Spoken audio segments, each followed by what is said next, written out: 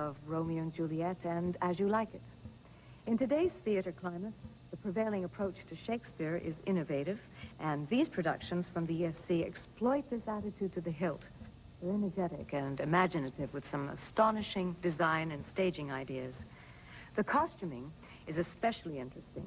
In one scene, you'll see punk rockers consorting with characters in 15th century garb. In the next, King Henry IV, in a Victorian business suit, will be upbraiding the conduct of Prince Hal in blue jeans. Military uniforms are a mishmash of periods. The history may be 15th century, but the themes, the politics, the conflicts, the motivations transcend limited notions of time and place. The saga begins with King Richard II, starring the ESC's co-founder, Michael Pennington, as Richard. In the course of tonight's drama, we'll see Pennington change from an effeminate dilettante into a self-aware and tragic figure. Also in tonight's play are sown the seeds of discord, which will preoccupy the English people for nearly a century, and which will keep us busy for 6 more weeks of superior Shakespearean comedy and drama. Join me for a journey back in time to this royal throne of kings, this sceptered isle. King Richard II, here on Full House.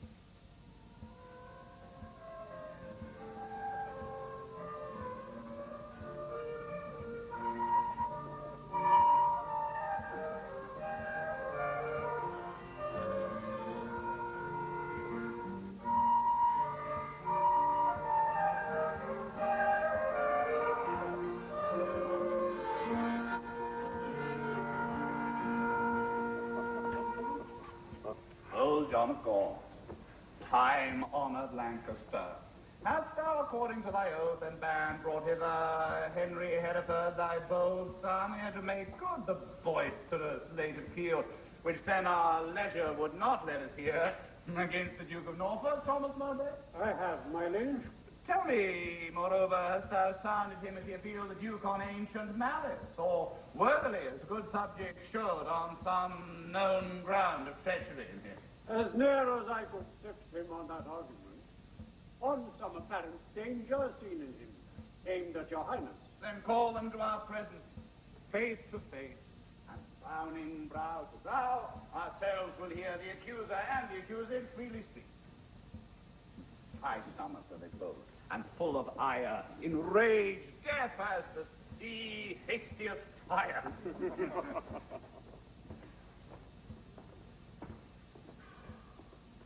Many years of happy days befall, my gracious sovereign, my most loving liege. Each day still better, others happiness, until the heavens ending earth could add an immortal title to your crown. And we thank you both, yet one but flatters us, as well appeareth by the cause you come, namely to appeal each other of high treason. Cousin of Hereford, what dost thou object against the Duke of Norfolk, Thomas Mowbray? First, heaven be the record to my speech. In the devotion of a subject's love, tendering the precious safety of my prince, and free from other misbegotten hate, come I appellant to this princely presence. Now, Thomas Mowbray, do I turn to thee, and mark my greeting well. For what I speak, my body shall make good upon this earth, or my divine soul answer it in heaven. Thou art a traitor and a miscreant, too good to be so, and too bad to live, since the more fair and crystal is the sky, the uglier seem the clouds that in it fly once more. For more to aggravate the note, with a foul traitor's name stuff I thy throat, and wish so please my sovereign ere I move. What my tongue speaks, my right drawn sword may prove. Let not my cold words here accuse my zeal. 'Tis not the trial of a woman's war, the bitter clamour of two eager tongues can arbitrate discord betwixt us twain. The blood is hot that must be cool for this. First, the fair reverence of your highness curbs me from giving reins and spurs to my free speech, which else would post until it had returned these terms of treason doubled down his throat. Setting aside his high blood's royalty, I do defy him and I spit at him. Call him a slanderous coward and a villain, which to maintain I would allow him arms, and leave him where I tried to run a foot even to the frozen ridges of the Alps, or any other ground inhabitable wherever Englishman dares set his foot. Pale, trembling coward, dare I throw my gage, disclaiming here my kindred of the king, and lay aside my high blood royalty, which fear of reverence makes thee to accept? If guilty dread have left thee so much strength as to take up mine honour's pawn, then stoop. I say it up. And by that sword I swear that gently laid my knighthood on my shoulder, I'll answer thee in any fair degree your chivalrous design of knightly trial. And when I mount alive, may I not light if I be traitor or unjustified. What doth our cousin lay to Mowbray's charge?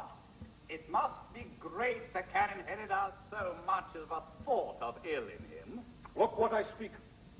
My life shall prove it true. That Mowbray hath received 8,000 nobles in name of lendings for your highness's soldiers, the which he hath detained for lewd employments. Besides, I say, and will in battle prove, that all the treasons for these 18 years complotted and contrived in this land, fetch from false Mowbray their first head and spring. Further, I say, and further will maintain, that he did plot for Duke of Gloucester's death, and consequently, like a traitor coward, sluiced out his innocent soul through streams of blood. How high a pitch his resolution soars. Thomas of Norfolk, what sayest thou to this? Oh, let my sovereign turn away his face, and bid his ears a little while be deaf till I have told this slander of his blood, how God and good men hate so foul a liar. Mowbray, impartial are our eyes and ears. Were he my brother, nay, my kingdom's heir, as he is but my father's brother's son. Now, by my scepter's awe, I take a vow. Such neighbor nearness to our sacred blood should nothing privilege him, nor partialize the unstooping firmness of my upright soul. He's a subject, Mowbray, so art thou, free speech and fearless, I to thee allow. Then, Bolingbroke, as low as to thy heart through the false passage of thy throat, thou liest. Please pass the battle seat I have for Calais, disperse thy duty to his highness soldiers. The other part reserved by consent, and if my sovereign liege was in my debt upon remainder of a dear chance, the last I went to France to fetch his queen. Now, swallow down that lie. But Gloucester's dead. I slew him not. But to mine own disgrace neglected my sworn duty in this case. For you, my noble lord of Lancaster, the honourable father to my foe, once did I lay an ambush for your life, a trespass that doth vex my grieved soul. But ere I last received the sacrament, I did confess it and exactly begged your grace's pardon, and I hope I had it. This is my fault. As for the wretched Epilogue, it issues from the rancour of a villain, a recreant and most degenerate traitor, which in myself I boldly will defend, and interchangeably hurl down my gage upon this overweening traitor. Wrath kindle, gentlemen, be ruled by me.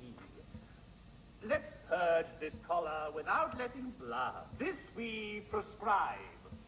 Though no physician, deep malice makes too deep incision. Forget, forgive, conclude, and be agreed. Our doctors say this is no month to bleed. Good uncle, let this end. When it begun, we'll calm the Duke of Norfolk, you your son. To be a makepeace shall become my age.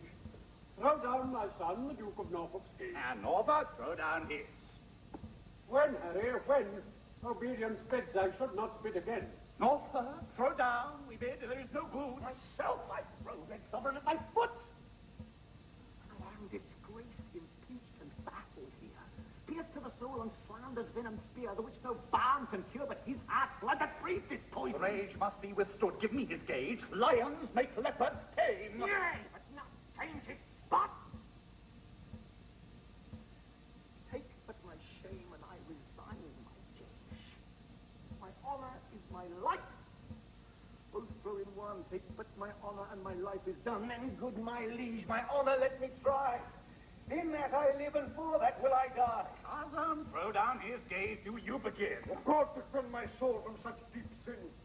Ere my tongue shall wound mine honor with such feeble wrong, or sound so base a foul. My teeth shall tear the slavish motive of recanting fear, and spit it, bleeding in its high disgrace, where shame doth harbor, even in Mowbray's face. We were not born to sue, but to command.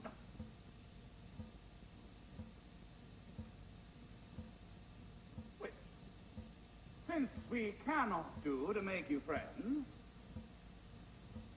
be ready as your life shall answer it at Coventry upon St. Lambert's Day.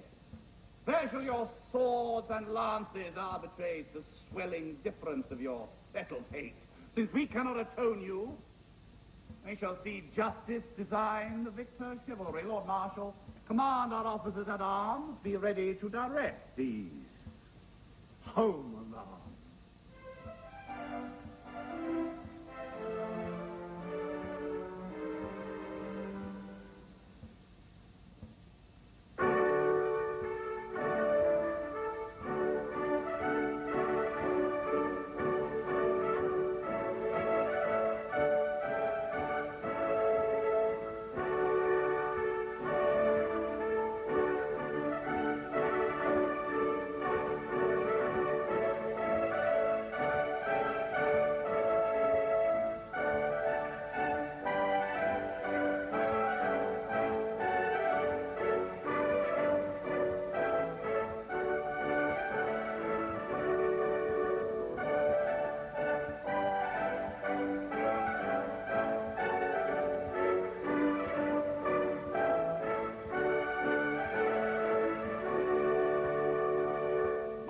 Demand of yonder champion the cause of his arrival here in arms.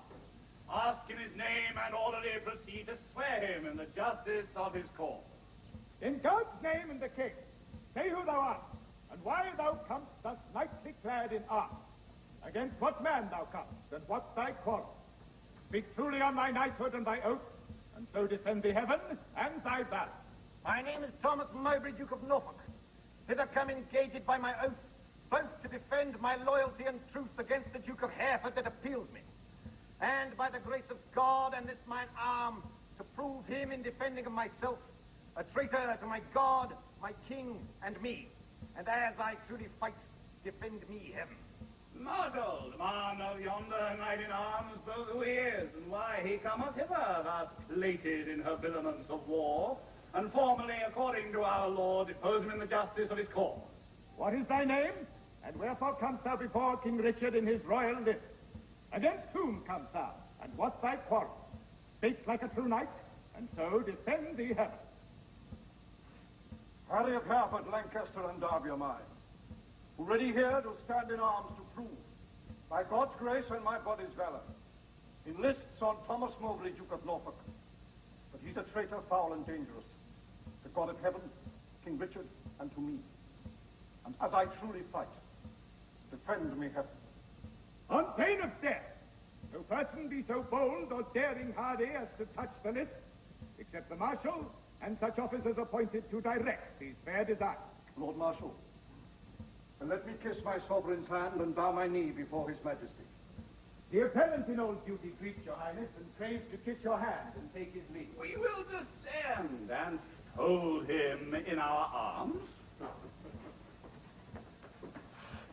Cousin of Hereford, as thy cause is right, so be thy fortune in this royal fight.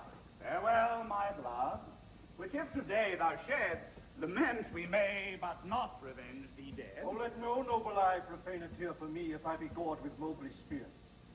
As confident as is the falcon's flight against a bird, do I with Mowbray fight. My loving lord, I take my leave of you. Of you, my noble cousin, Lord O'Merle. O thou, the earthly author of my blood, add proof unto mine armor with your prayers, and furbish new the name of John of Gaunt, even in the lusty hager of his son. God, in thy good cause, make thee prosperous. Be swept like lightning in the execution, and let thy blows, doubly redoubled, fall like amazing thunder on the cask of thy adverse pernicious enemy. Mine innocence and St. George to thrive. But mighty liege, and my companion peers, take from my mouth the wish of happy years. As gentle and as jocund as the jest go I to fight. Truth hath a quiet breath. Farewell, my lord. Securely I spy virtue with valor couched in thine eye. For the trial, Marshal, and the gift. Harry of Hereford, Lancaster, and Derby, receive thy sword, and God defend the right. Go bear this sword to Thomas, Duke of Norfolk.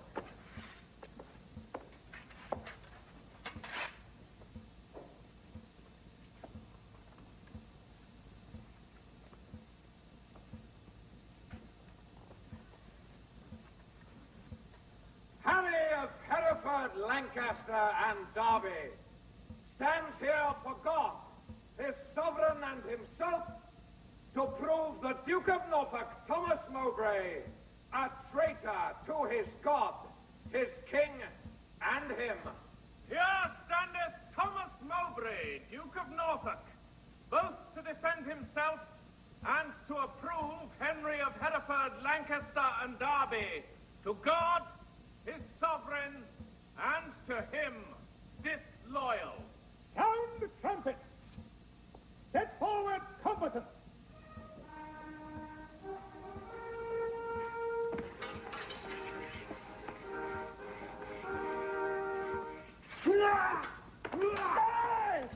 The king has thrown his order down. Let them lay by their swords. And trumpets sound while we return these dukes what we decree.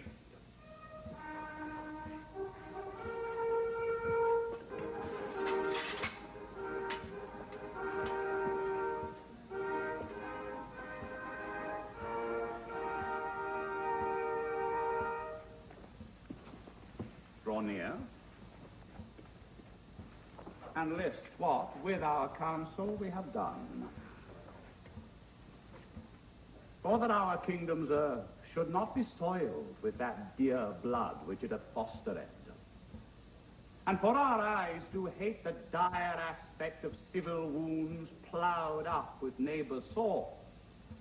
And for we think the eagle-winged pride of sky-aspiring and ambitious thoughts with rival-hating envy set on you to wake our peace, which in our country's cradle draws the sweet infant breath of gentle sleep, which so roused up with boisterous, untuned drums, with harsh resounding trumpets, dreadful bray, and grating shock of wrathful iron arms, might form our quiet confines fright fair peace, and make us wade even in our kindred blood. Therefore we banish you our territories. You, cousin Hereford, upon pain of life, till twice 5 summers have enriched our fields, shall not re-greet our fair dominions, but tread the stranger paths of banishment. Your will be done. For this must my comfort be. For that sun that warms you here shall shine on me. And those his golden beams to you here lends shall point on me and gild my banishment. Norfolk? And for thee remains a heavier doom, which I, with some unwillingness, pronounce. The sly, slow hours shall not determinate the dateless limit of thy dear exile. The hopeless word of never to return breathe I against thee upon pain of life. A heavy sentence, my most sovereign liege, and all unlooked for from your highness' mouth. I fear a merit so deep a maimment to be cast forth in the common air have I deserved from your highness' hands. The language I have learned these 40 years, my native English, must I now forgo. And my tongue's use is to me no more than an unstringed viol or a harp. For like a cunning instrument cased up within my mouth, you have jailed my tongue. And dull, unfeeling, barren ignorance has made my jailer to attend on me. I am too old to fawn upon a nurse, too far in years to be a pupil now. What is this sentence then but speechless death that robs my tongue of breathing native breath? It boots thee not to be compassionate after our sentence plaining comes too late. Then, as I turn me from my country's light, to dwell in solemn shades of endless night. Return again, and take an oath with thee. Lay on our royal sword your banished hands. Swear by the duty that you owe to God to keep the oath that we administer. You never shall. So help you, truth and God, embrace each other's love in banishment. You'll never look upon each other's face. You'll never write, re-grease, nor reconcile this lowering tempest of your home-bred hate. You'll never by advised purpose meet to plot, contrive, or complot any ill against us, our state, our subjects, or our land. I swear. And I, to keep always. Norfolk, confess thy treasons ere thou fly the realm. Since thou hast far to go, bear not along the clogging burden of a guilty soul. No, Bolingbroke. If ever I would traitor, let my name be blotted from the book of life, and I from heaven banished that from hence. But what thou art, God, thou, and I do know. And all too soon I fear the king shall rue. Farewell, my liege. Now nowhere can I stray. Save back to England, all the world's my way.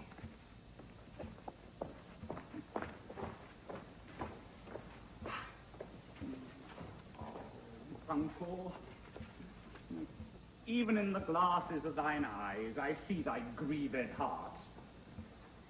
Thy sad aspect hath from the number of his banished years plucked 4 away. 6 frozen winters spent, return with welcome home from banishment. How long a time lies in one little word? 4 lagging winters and 4 wanton springs end in a word. Such is the breath of kings. I thank my liege that in regard of me, he shortens 4 years of my son's exile. But little vantage shall I reap thereby, for ere the 6 years that he hath to spend can change their moons and bring their times about. My oil-dried lamp and time-bewasted light will be extinct with age and endless night. My inch of taper will be burned and done, and blindfold death not let me see my son. Aye, uncle, thou hast many years to live. but not a minute, king, that thou canst give. Shorten my days thou canst with solemn sorrow, and pluck nights from me, but not lend a morrow. Thy son is banished upon good advice, but to thy tongue a party verdict gave. Why in our justice seems thou then to lower? Things sweet to taste, prove indigestion sour. You urged me as a judge, but I had rather you would have bid me argue like a father. Oh, had it been a stranger, not my child, to smooth his fault I should have been more mild. But you gave leave to my unwilling tongue, against my will, to do myself this wrong. Cousin, farewell. And uncle, bid him so. 6 years we banish him. And he shall go. My lord, farewell. What presence must not know? From where you do remain, let papers show. Cousin, no leave take I, for I will ride as far as land may let me by your side. Oh, to what purpose dost thou forward thy words, that thou returnst no greeting to thy friends? I have too few to take my leave of you. Come, my son, I'll bring thee on thy way. Had I thy youth And cause, I would not stay. to England's ground, farewell. Sweet soil adieu. My mother and my nurse that bears me yet. Where'er I wander, host of this I can. Though banished, yet a true-born Englishman.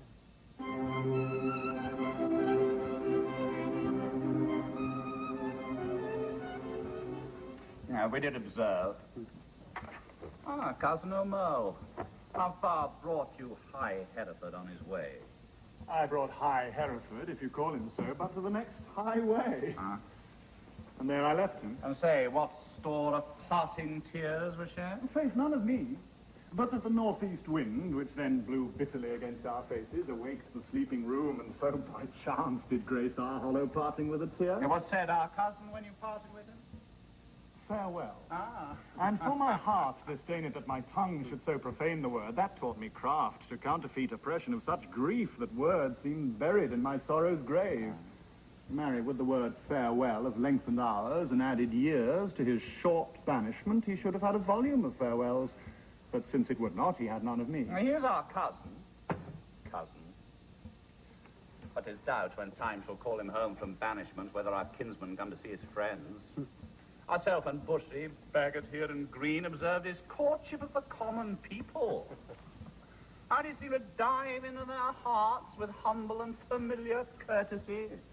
Or reverences throw away on slaves, wooing poor craftsmen with the craft of smiles and patient underbearing of his fortune.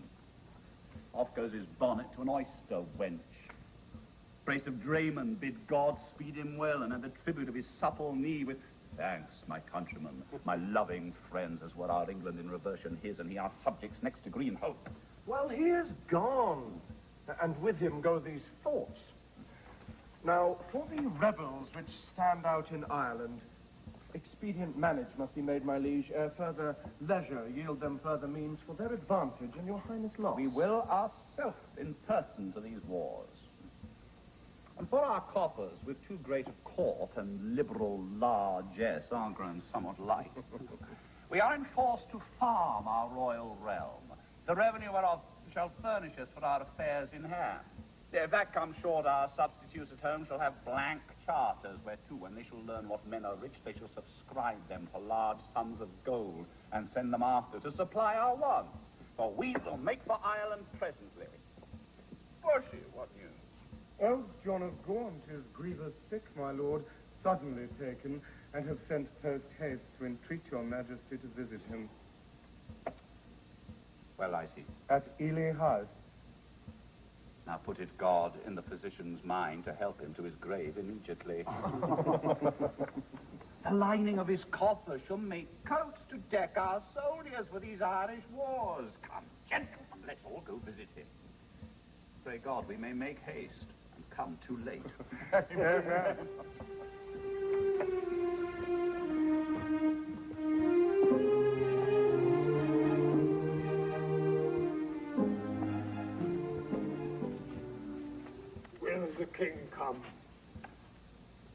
I may breathe my last in wholesome counsel to his unstayed youth. Vex not yourself, nor strive not with your breath, for all in vain comes counsel to his ear. But they say the tongues of dying men enforce attention like deep harmony.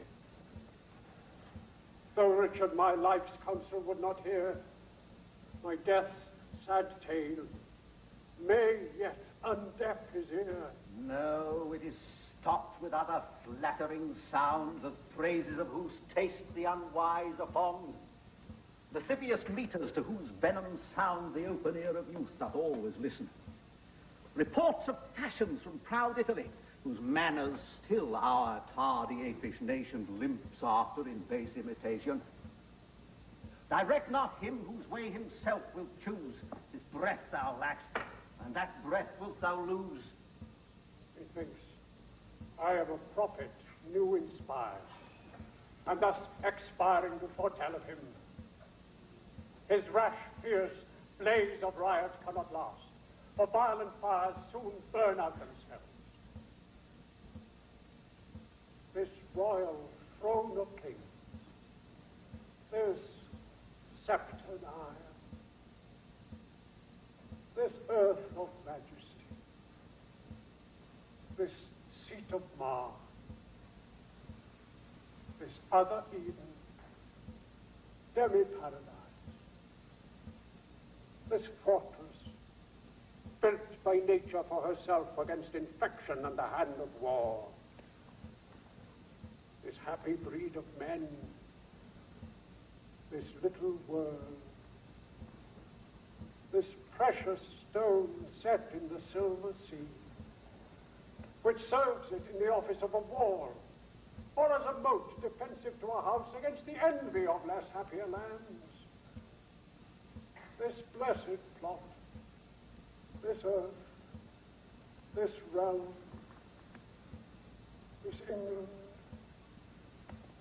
this nurse, this teeming womb of royal kings, feared by their breed and famous by their birth, renowned for their deeds, as far from home for Christian service and true chivalry, as is the sepulchre and stubborn jury of the world's ransom, Blessed Mary's Son.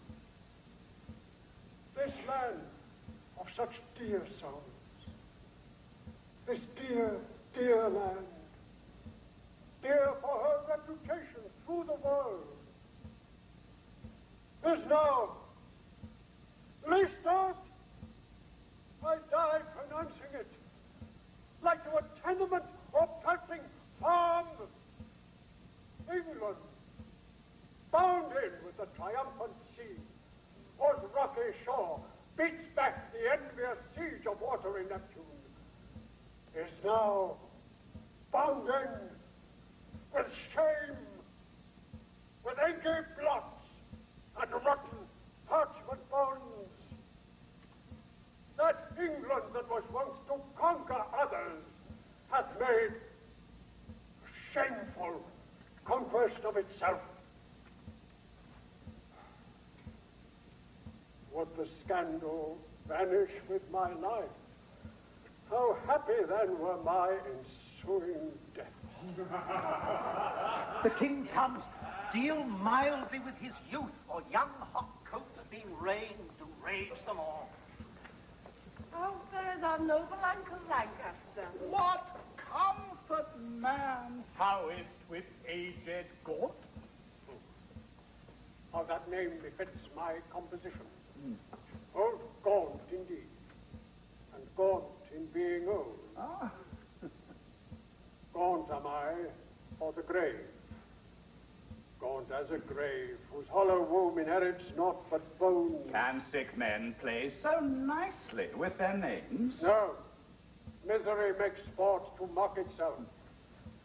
Since thou dost seek to kill my name in me, I mock my name, great king, to flatter thee. Should dying men flatter with those that live? No, men living flatter those that die. Thou now dying sayest thou flatterest me.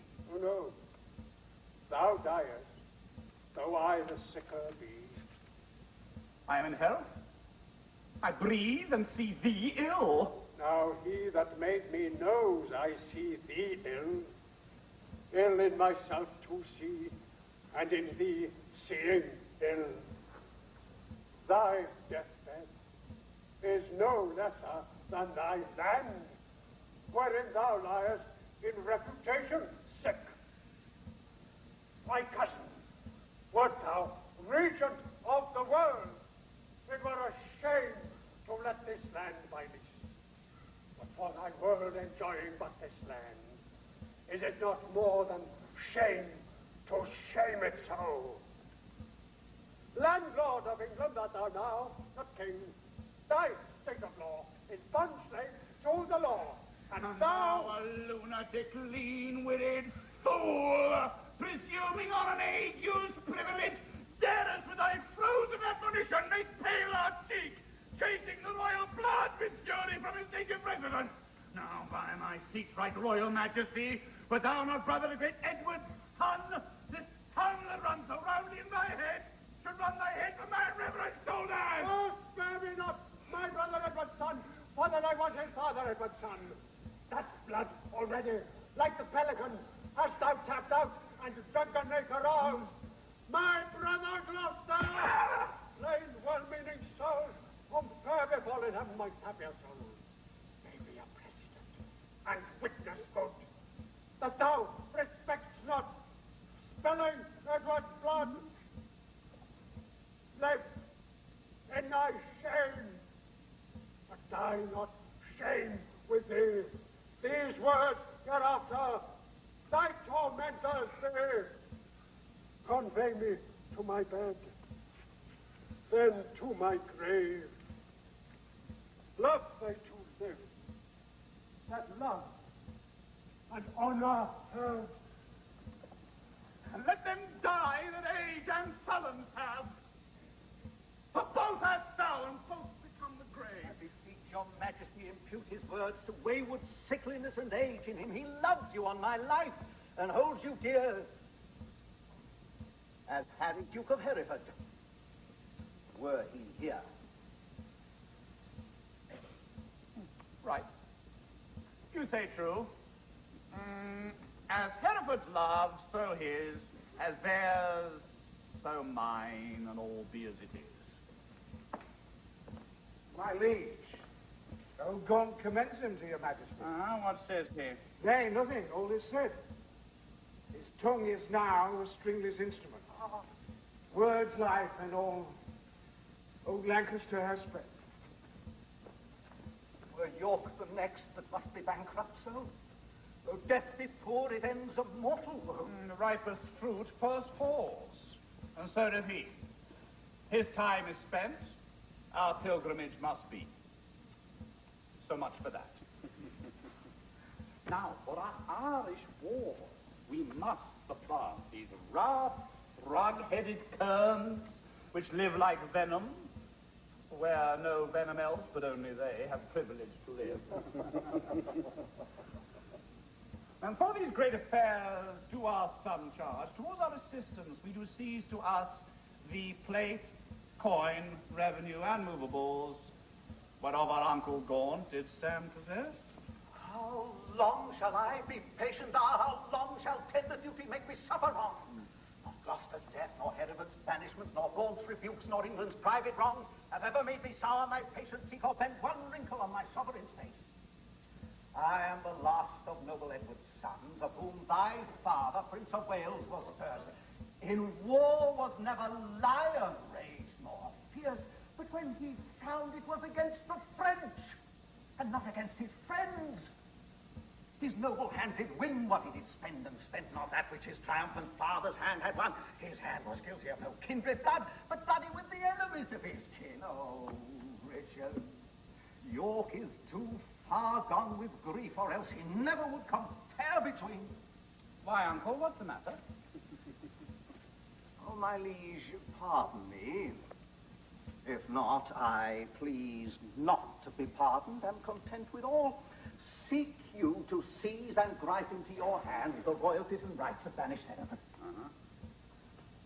Is not Gaunt dead, and doth not Hereford live? Was not Gaunt just, and is not Harry true? Did not the one deserve to have an heir? Is not the heir a well-deserving son? Ah, for God forbid I speak true. If you do wrongfully seize Hereford's rights, call in letters patents that he had by his attorneys general to sue his livery, and deny his offered homage, you pluck 1,000 dangers on your head, you lose 1,000 well-disposed hearts, and prick my tender patience to those thoughts which honor and allegiance cannot think. Think what you will. We seize into our hands his plate, his goods, his money, and his lands. I'll not be by the while.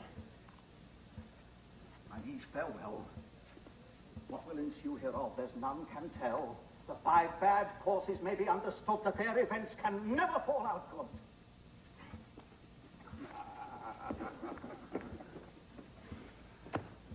Go, Bushy, to the Earl of Wiltshire's trade. Bid him repair to us to Ely House to see this business. Tomorrow next, we will for Ireland. And 'tis time, I trust.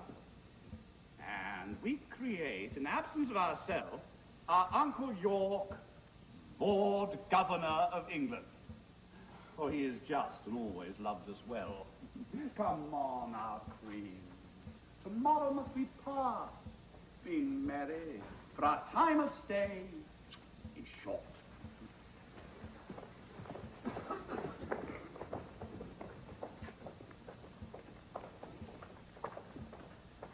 Well, lords, the Duke of Lancaster is dead. And living too.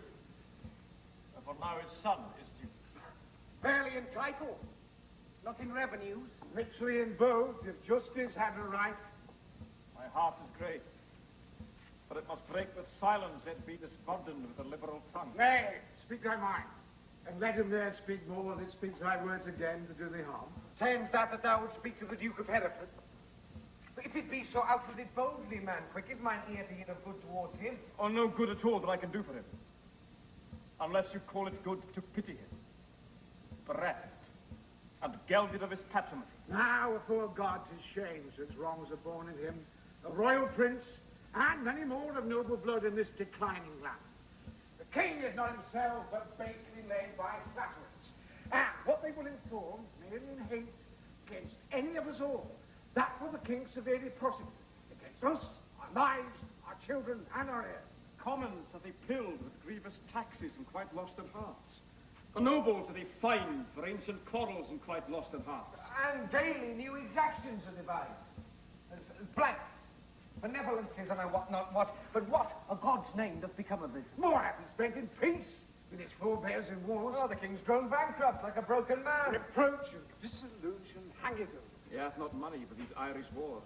His burden is taxation, notwithstanding, but by the robbing of the banished Duke. His noble kinsman. But lords, we hear this fearful tempest sing, yet seek no shelter to avoid the storm. We see the very rack that we must suffer.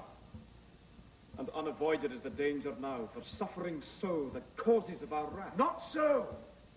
Even through the hollow eyes of death, I spy life fearing. But I dare not say how near the tidings of our comfort is. Nay, let us know thy thoughts as loud as ours. And be confident to speak Northumberland.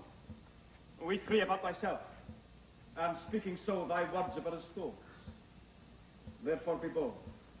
And thus, I have received intelligence that Harry, Duke of Hereford, Reynold, Lord Cobham, his brother Archbishop late of Canterbury, Sir Thomas Uppingham, Sir John Ramsden, with 8 tall ships, 3,000 men of war, are making hither with all due expedience and shortly mean to touch our northern shore.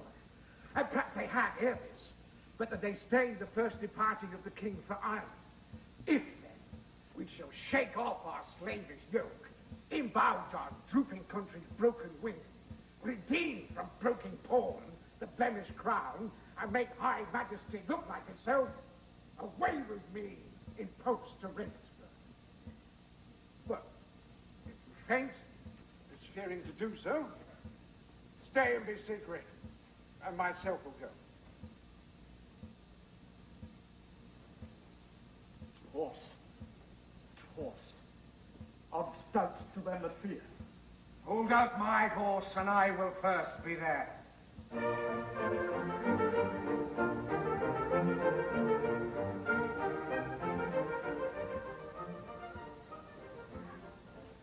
Madam? Madam, Your Majesty is too much sad. You promised when you parted with the king to lay aside life-harming heaviness and entertain a cheerful disposition. To please the king I did. To please myself I cannot do it. Yet I know no cause why I should welcome such a guest as grief, say bidding farewell to so sweet a guest as my sweet Richard. Yet again, methinks some unborn sorrow, ripe in fortune's womb, is coming towards me, and my inward soul with nothing trembles. At something it grieves more than with parting from my lord the king. Each substance of a grief has 20 shadows that shows like grief itself, but is not so. The sorrow's eye, glazed with blinding tears, divides one thing entire from many objects, like perspectives, which rightly gazed upon show nothing but confusion. Eye or eye distinguish form.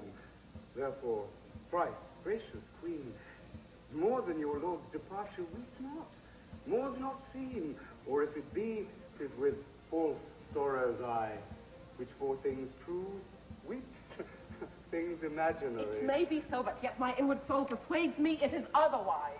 Howe'er it be, I cannot but be sad. 'Tis nothing but conceit, my gracious lady. There's nothing less. St. Peter still derived from some forefather grief. Mine is not so. For nothing has begot my something grief. God save your majesty, and well met, gentlemen. I hope the king is not yet shipped for Ireland. I hope so. There's better hope he is, for his designs great haste. His haste good hope, then wherefore dost thou hope he is not shipped?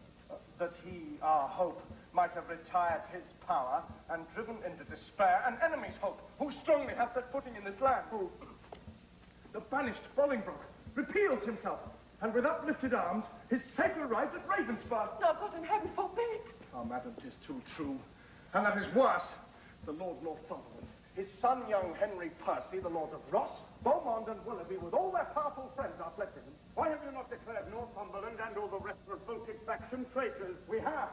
Whereupon the Earl of Worcester hath broke his staff, resigned his stewardship, and all the household servants fled with him to Bolingbroke. So green thou art the midwife to my woe, and Bolingbroke my sorrow's dismal heir. Now hath my soul brought forth her prodigy. Despair not, madam. Who shall hinder me? I will despair and be at enmity with covening hope. He is a flatterer, a parasite, a keeper back of death, who gently would dissolve the bands of life which fall so flingers in extremity. There comes the Duke of York. Oh, some careful business are his looks. Uncle, for God's sake, speak a comfortable word. Should I do so, I should belie my thoughts. Comfort's in heaven, and we are on the earth, where nothing lives but crosses, cares, and griefs. Your husband is gone to save far off, whilst others come to make him lose at home. And here am I left to underprop his land, who, weak with age, cannot support himself. Now comes the sick hour that his surfeit made. Now shall he try his friends that flatter him. My lord, your son was gone before I came. Why, so go all which way it will. The nobles they are fled.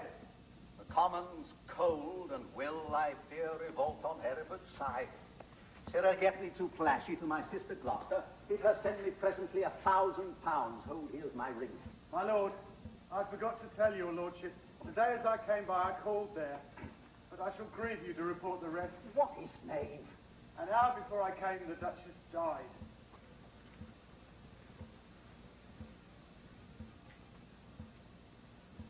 God, for his mercy, what a tide of woes comes rushing on this woeful land at once. I know not what to do. I would to God my untruth had not provoked him to it. The king had cut my head off with my brothers. Oh. What are the note? Posts dispatched for Ireland. How shall we do for money for these wars? Come, sister. Cousin, I should say. Pray pardon me.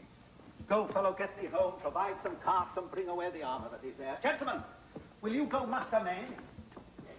If I know how or which way to order these affairs, thus thrust disorderly on my hands, never believe me. Both are my kinsmen. The one is my sovereign, whom both my oath and duty bids defend. The other again is my kinsman, whom the king hath wronged, whom conscience and my kindred bids to right. Well, somewhat we must do. Come, cousin, I'll dispose of you. Gentlemen, go muster up your men, and meet me presently at Berkeley. Oh, I should to flashy too, but time will not permit. All is uneven, and everything is left at 6 and 7. Oh, the wind gets there and used to go for Ireland, but none return. For us to levy power proportionable to the enemy is all impossible. Besides, our nearness to the king in love is near the hate of those love not the king. And that's the wavering commons, for their love lies in their purses, and whoso empties them, by so much fills their heart with deadly hate. Wherein the king stands generally condemned. If judgment lie in them, then so do we, for we ever have been near the king. Well, I will for refuge straight to Bristow Castle, but the Earl of Wiltshire is already there. Thither will I with you. For little office the hateful commons will perform for us, except like curs to tear us all to pieces. Will you go along with us? No. I will to Ireland, to his majesty. Farewell. If past presages be not vain, we three here part, that ne'er shall meet again. That's as York thrives to beat back Bolingbroke. Alas, poor Duke. The task he undertakes is numbering sands and drinking oceans dry. Where one on his side fights, thousands will fly. Farewell at once. For once, for all and ever. Well, we may meet again. I fear me never.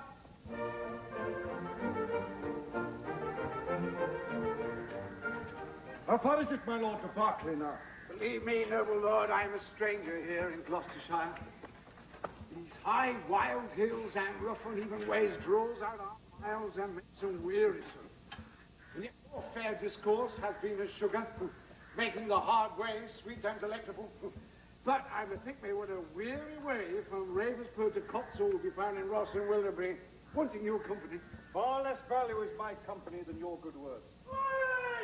Now, who comes here? It is my son, young Harry Percy, sent from my brother Worcester whensoever. Harry! How fares your uncle? I have all my lords who have learned his health of you. Why? Is he not with the Queen? No, my good lord.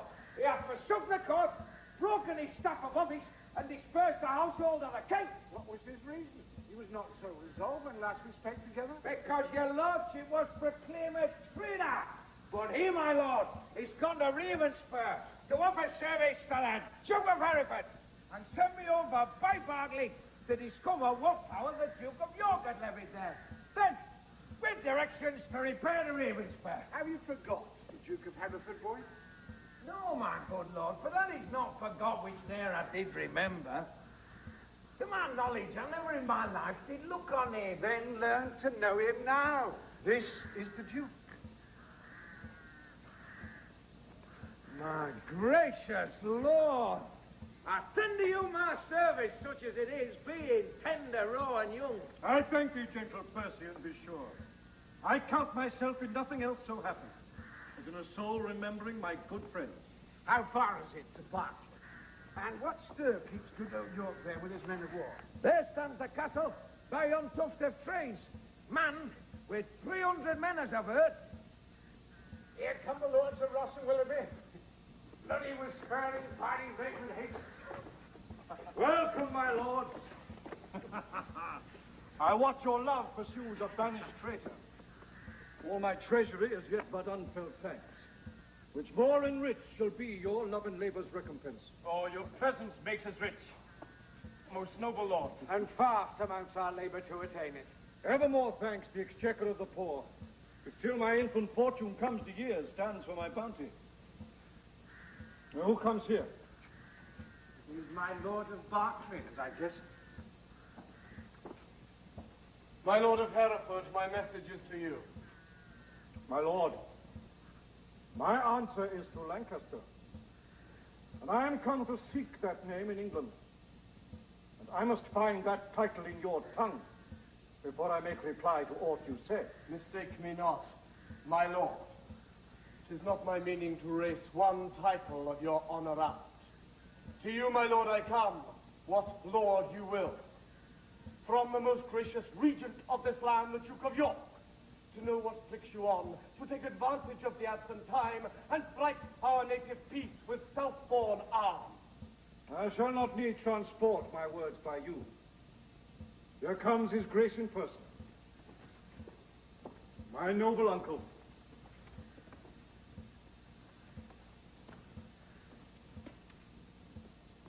Show me thy humble heart, and not thy knee whose duty is deceivable and false. My gracious uncle. Ah! Grace me no grace, nor uncle me no uncle. I am no traitor's uncle. And that word grace in an ungracious mouth is but profane. Why have those banished and forbidden legs dared once to touch one dust of England's ground? And then more why? Why have they marched so many miles upon her peaceful bosom, frighting her pale-faced villages with war and ostentation of despised arms? Comest thou because the anointed king is hence?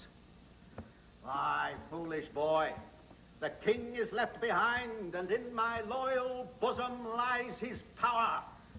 Were I now but lord of such hot youth as when brave Gaunt, thy father, and myself rescued the Black Prince of Wales, that young Mars of men, from forth the ranks of many thousand French, oh, then how swiftly would this arm of mine, now prisoner to the palsy, chastise thee and minister correction to thy fault. My gracious uncle, let me know my fault.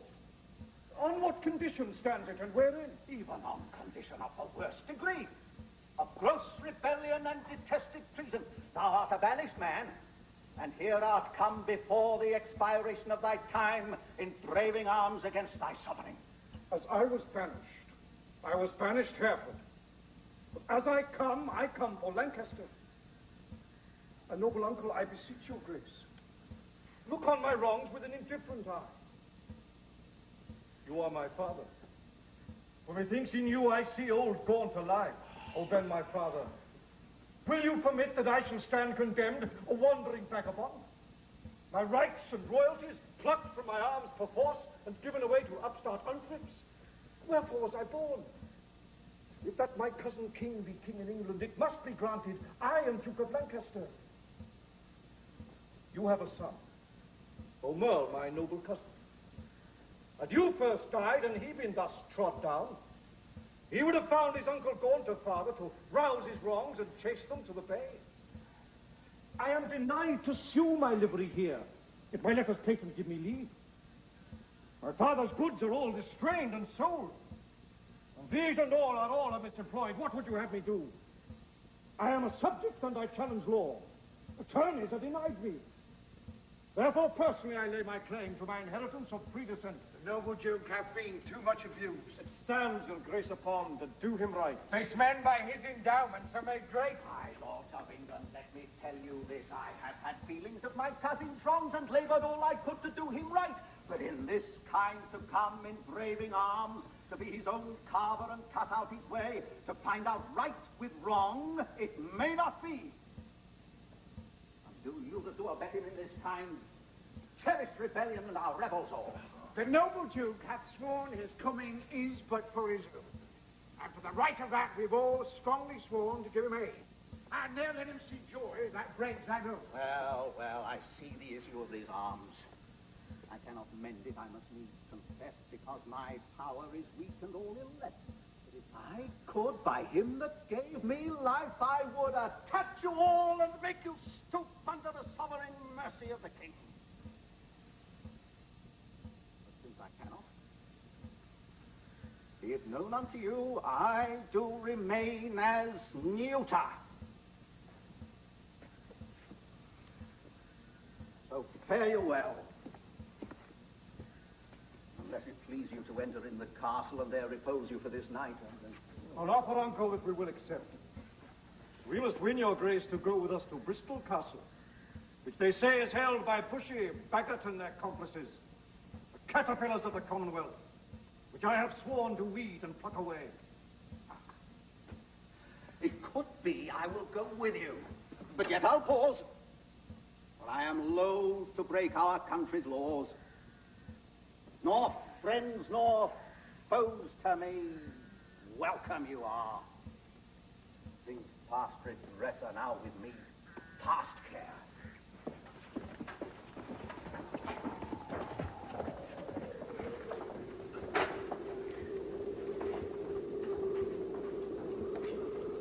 My lord of Salisbury, we have stayed 10 days and hardly kept our countrymen together, and still we hear no tidings from the king.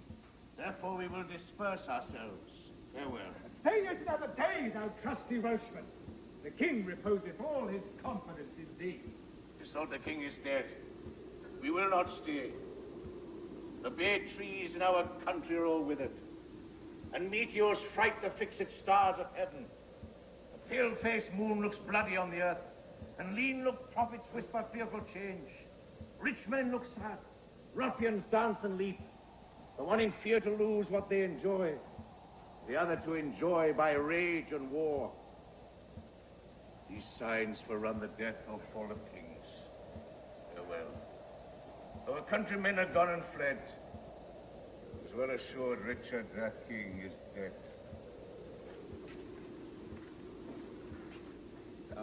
Richard, the eyes of heavy mind. I see thy glory like a shooting star fall to the base earth from the firmament. Thy sun sets weeping in the lowly west, witnessing storms to come, woes and unrest. Thy friends are fled to wait upon thy foes. Crossly to thy good all fortune goes.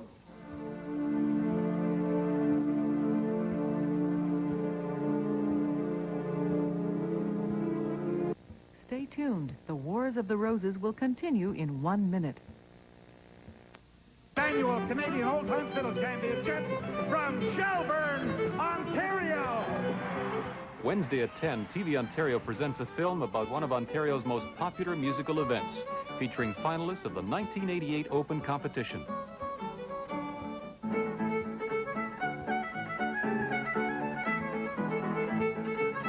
Fiddleville, Wednesday at 10 on TV Ontario.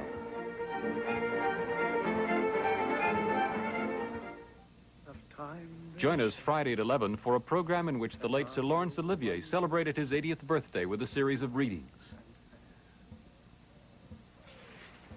Very beautiful. Edmund Waller.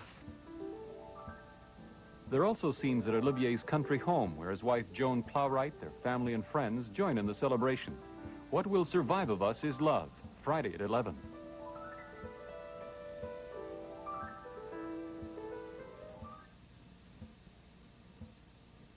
Bring forth these men.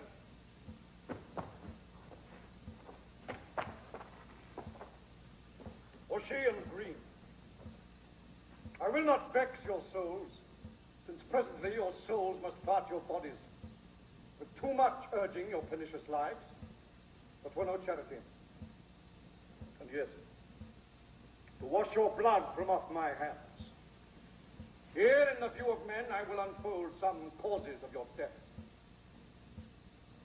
You have misled a prince, a royal king, a happy gentleman in blood and lineaments, by you unhappy and disfigured clean. You have in manner with your sinful hours made a divorce betwixt his queen and him, broke the possession of a royal bed, and stained the beauty of a fair queen's cheeks with tears drawn from her eyes by your foul wrongs.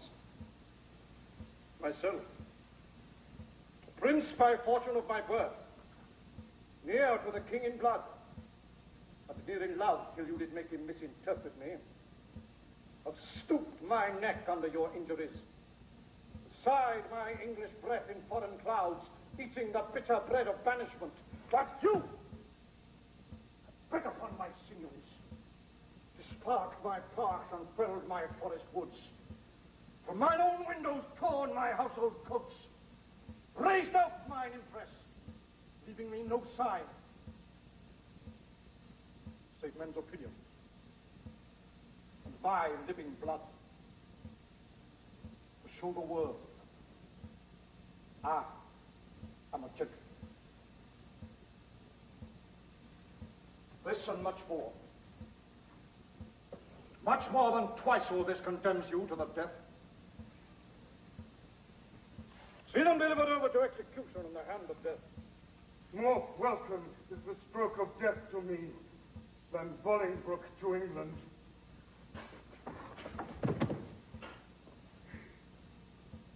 Lords, farewell.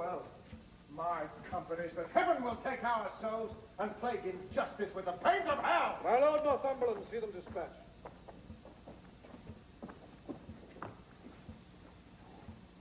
Uncle, you say the Queen is at your house. For God's sake, fairly let her be entreated.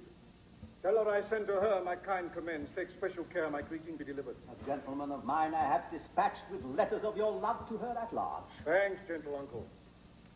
Now, lords, fight with Glendower and his accomplices, who, as we hear, are armed and risen in Wales.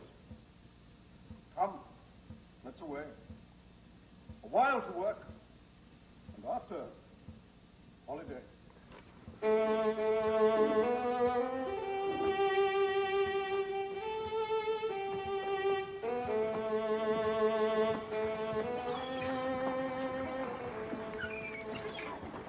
Castle, call they this? And? Yea, my lord. How brooks your grace the air after you lay tossing on the breaking seas? These must I like it well. I weep for joy to stand upon my kingdom once again.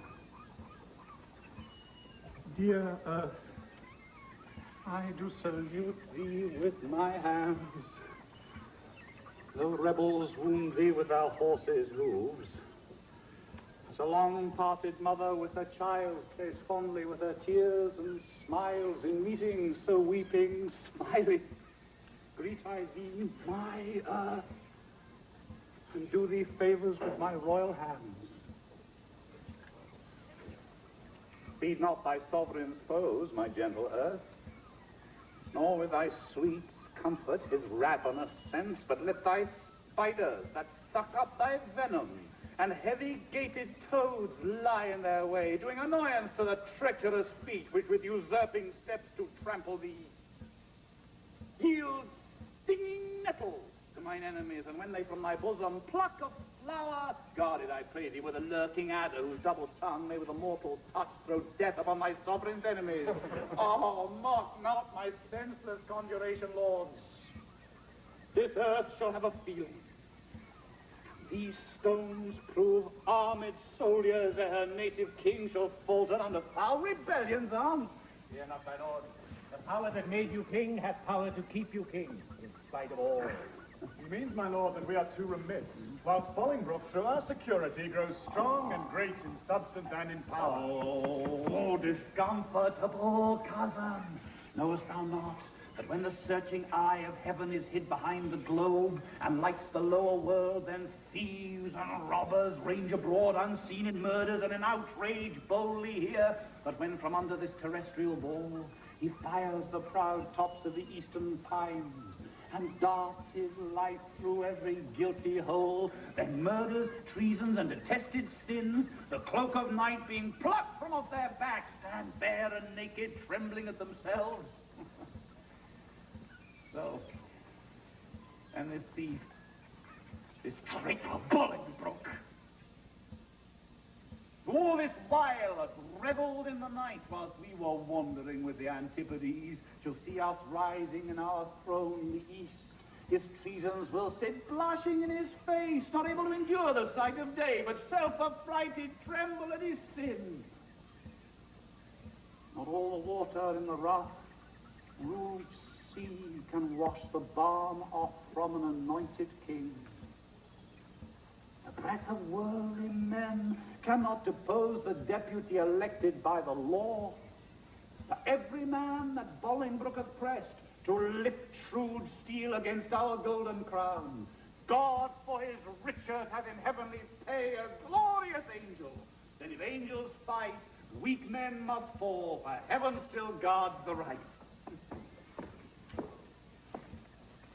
Welcome, my lord. How far off lies your power? Nor near nor farther off, my gracious lord, than this weak arm. Its comfort guides my tongue and bids me speak of nothing but despair. One day too late, I fear me, noble lord, hath clouded all thy happy days on earth. Oh, call back yesterday, bid time return, and thou shalt have 12,000 fighting men. Today, unhappy day too late, o'erthrows thy joy, friends, fortunes, and thy state. Welshmen, hearing thou wert dead, are gone to Bolingbroke, dispersed and fled. Comfort, my liege. Why looks your grace so pale? Now the blood of 20,000 men did triumph in my face, and they are fled.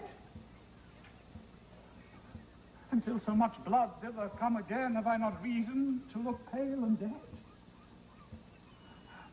All souls that will be safe fly from my side. For time has set a blot upon my pride. My liege, remember who you are.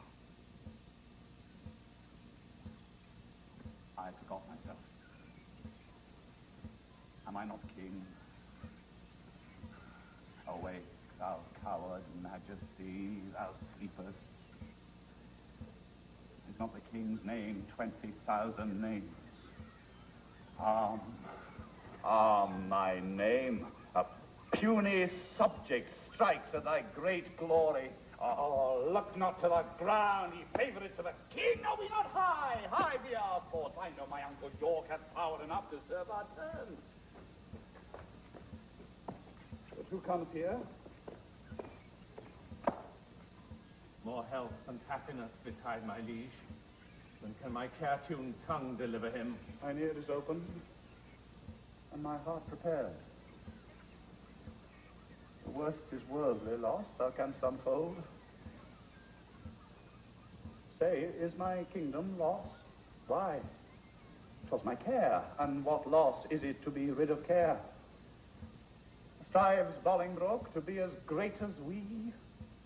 Greater he shall not be. If he serve God, we'll serve him too and be his fellow. So, revolt our subjects. That we cannot mend. They break their faith to God as well as us. Cry woe, destruction, ruin and decay. The worst is death, and death will have his day. Glad am I that your highness is so armed to bear the tidings of calamity. Like an unseasonable stormy day, which makes the silver rivers drown their shores, so high above his limits swells the rage of Bolingbroke, covering your fearful land in hard, bright steel, and hearts harder than steel. White beards have armed their thin and hairless scalps against thy majesty. Boys, with women's voices, strive to speak big and clap their female joints in stiff, unwieldy arms against thy crown. Thy very beadsmen learn to bend their bows of double fatal yew against thy state. Hey, distaffed women manage rusty bills against thy seat. Both young and old rebel. And all goes worse than I have power to tell. Too well. Too well thou tell'st the tale so ill. Where is the Earl of Wiltshire? Where is Bagot? What is become of Bushy? Where is Green? That they have let the dangerous enemy measure our confines with such peaceful steps? If we prevail, their heads shall pay for it. I warrant they have made peace with Bolingbroke. Peace have they made with him indeed, my lord. Oh, villain! My man stands without redemption! Doors easily won, not fall on any man! Snake in my heart, blood warm that sting my heart! Would they make peace? Terrible hell make war upon their spotted souls for his offense! Sweet love, I see, changing his property, turns to the sourest and most deadly hate. Again uncurse their souls. Their peace is made with heads, not with hands. Those whom you curse have felt the worst of death's destroying wound, and lie full low, graved in the hollow ground. Is Bushy Green and the Earl of Wiltshire dead? Aye.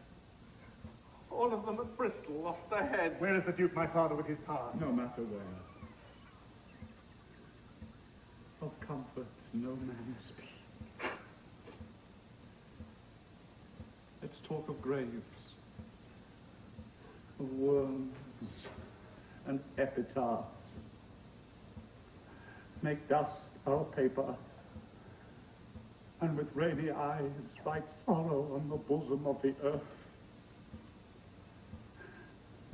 Let's choose executors and talk of wills, and yet not so. For what can we bequeath save our deposed bodies to the ground? Our lands, our lives, and all our Bolingbroke's. And nothing can we call our own but death, and that small model of the barren earth which serves as paste and cover to our bones. For God's sake, let us sit upon the ground and tell sad stories of the death of kings. How some have been deposed, some slain in war, some haunted by the ghosts they have deposed, some poisoned by their wives, some sleeping killed, all murdered, or within the hollow crown that round the mortal temples of a king keeps death his god. And there the antic sits, scoffing his state and grinning in his pomp, allowing him a breath, a little scene to monarchize, be feared and kill with looks, infusing him with self and vain conceit, as if this flesh, which walls about our life, were brass impregnable, and humor thus comes at the last, and with a little pin bores through his castle wall, and farewell, king, cover your head. And mock not flesh and blood with solemn reverence. Throw away respect, tradition, form, and ceremonious duty. For you have but mistook me all this while. I live with bread like you. Feel want. Taste grief. Need friends. Subjected thus, how can you say to me, I am a king? My lord, wise men ne'er sit and wail their present woes, but presently prevent the ways to wail. To fight and die is death destroying death, where fearing dying pays death servile bread. My father hath a power. Inquire of him and learn to make a body of a limb.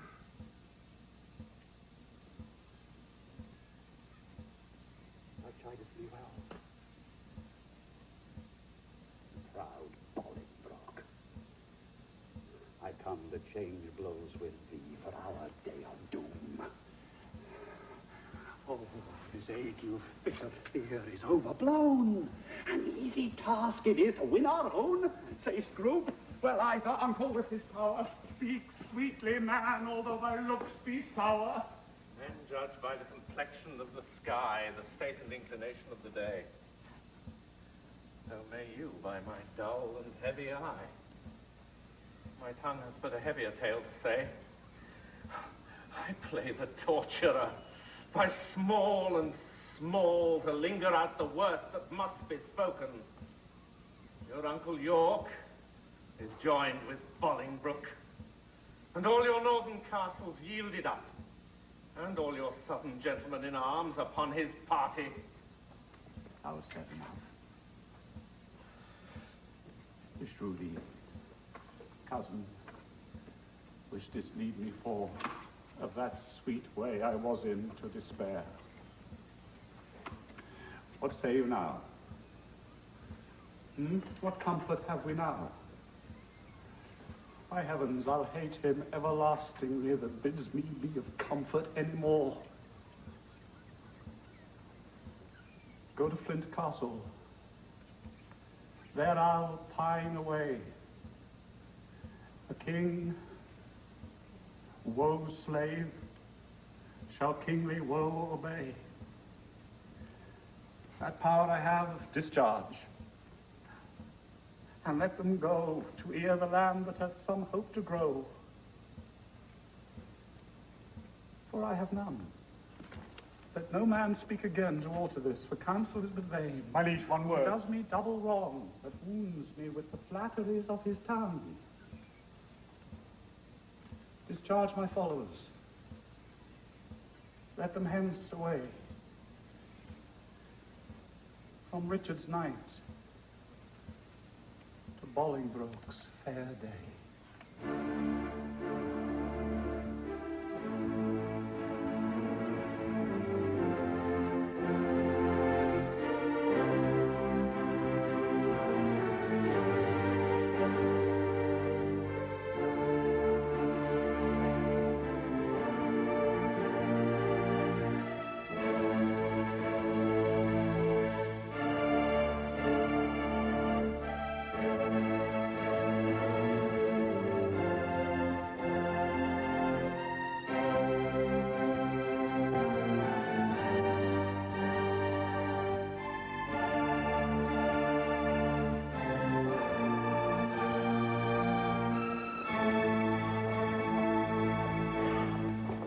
So that by this intelligence we learn the Welshmen are dispersed.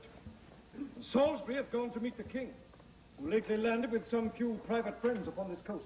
News is very fair and good, my lord. Richard, not far from hence, hath hid his head. It would beseem the Lord Northumberland to say, King Richard, alack the heavy day that such a sacred king should hide his head. Your grace mistakes, only to be brief, let die his title out. The time had been, would you have been so brief with him, he would have been so brief with you to shorten you for taking so the head your whole head's length. Mistake not, uncle, further than you should. Take not, good cousin, further than you should, lest you mistake. The heavens are o'er our heads. I know it, uncle, and oppose not myself against their wills. Welcome, Harry. What will not this castle yield? The castle royally is manned, my lord, against thy entrance. Royally, why it contains no king? Yes, my lord. It doth contain a king. King Richard lies within the limits of yon layman's stone, and with him are the Lord O'Moo, Lord Salisbury, Sir Stephen Scroop, besides the clergyman of holy reverence, who I cannot learn. Oh, belike, the Bishop of Carlisle. Noble lord, go to the rude ribs of that ancient castle. Through brazen trumpets send the breath of power into his ruined ears, and thus deliver. Henry Bolingbroke on both knees doth kiss King Richard's hand. He sends allegiance and true faith of heart to his most royal person. Hither come even at his feet to lay my arms in power, provided that my banishment repealed, my lands restored again be freely granted. If not, I'll use the advantage of my power to lay the summer's dust with showers of blood rain from the wounds of slaughtered Englishmen. The which, how far off from the mind of Bolingbroke it is, such crimson tempest should bedrench the fresh green lap of fair King Richard's land, my stooping duty tenderly shall show.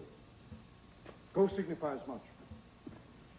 Whilst here we march upon the grassy carpet of the plain, we'll march without the noise of threatening drum. From yon castle's shattered battlements, our fair appointments may be well perused.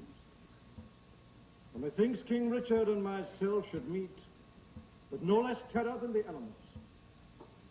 He be the fire, I'll be the yielding water, the rage be his. Whilst on the earth I rain my waters. On the earth, not on him. March on. Mark King Richard, how he looks.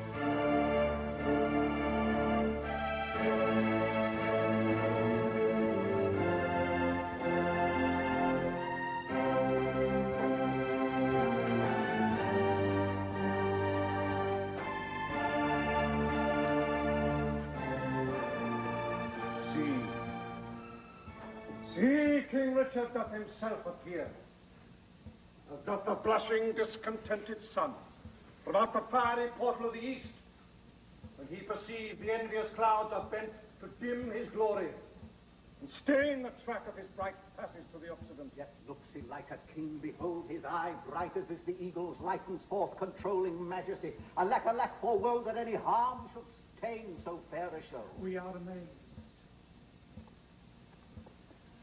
And thus long have we stood to watch the fearful bending of thy knee, because we thought ourselves thy lawful king. And if we be, how dare thy joints forget to pay their awful duty to our presence? If we be not, show us the hand of God that hath dismissed us from our stewardship.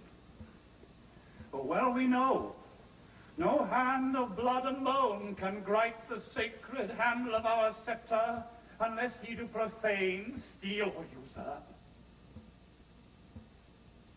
And will you think that all, as you have done, have torn their souls by turning them from us, and we are barren and bereft of friends? Yet know, my master, God omnipotent, is mustering in the clouds on our behalf armies of pestilence. And he shall strike your children, you unborn and unbegot, and lift your battle hands against my head, and set the glory of my precious crown. Tell Bolingbroke, for yond methinks he stands, that every stride he takes upon my land is dangerous treason. He has come to oath the purple testament of bleeding war. Ere the crown he looks for live in peace, 10,000 bloody crowns of mother's sons shall ill become the flower of England's face, change the complexion of her maid pale peace to scarlet indignation, and bedew her pastures grass with faithful English blood. The King of Heaven forbid our Lord the King should so with civil and uncivil arms be rushed upon.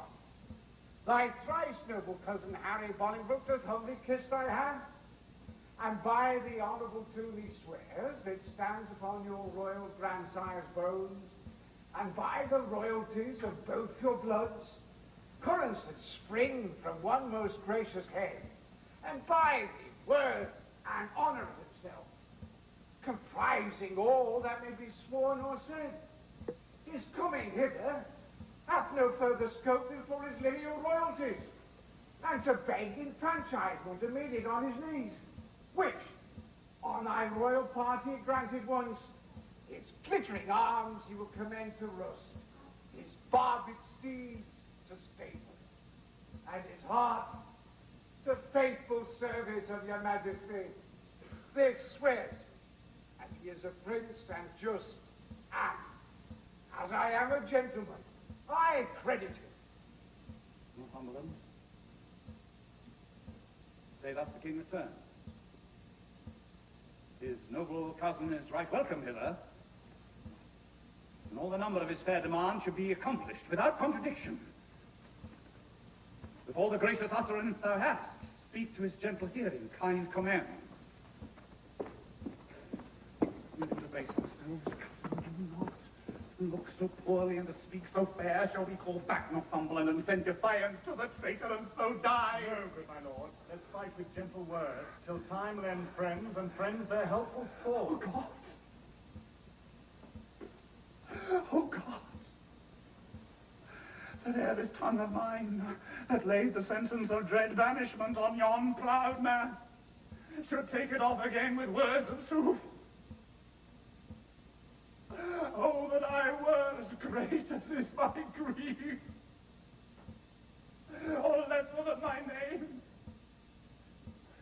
Oh, that I could forget what I have been, or not remember what I must be now. Northumberland comes back from Bolingbroke. What must the king do now?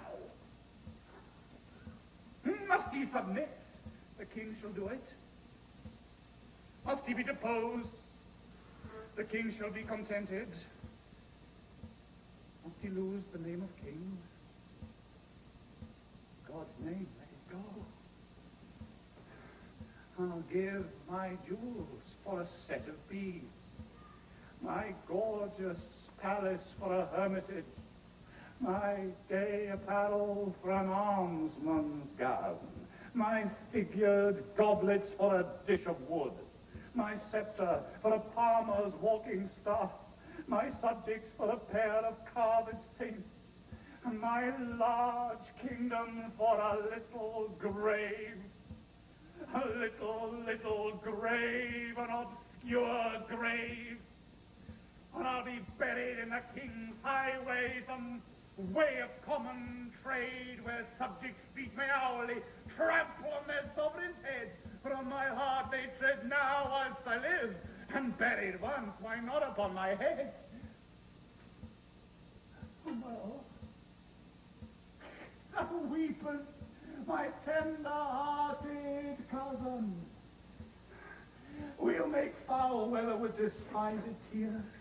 Our sighs and they shall lodge the summer corn and make a dearth in this revolting land. Or shall we play the wantons with our woes and make some pretty match with shedding tears at us to drop them still upon one place till they have fretted up a pair of graves within the earth, and then inlaid here lies two kinsmen dig their graves with weeping eyes.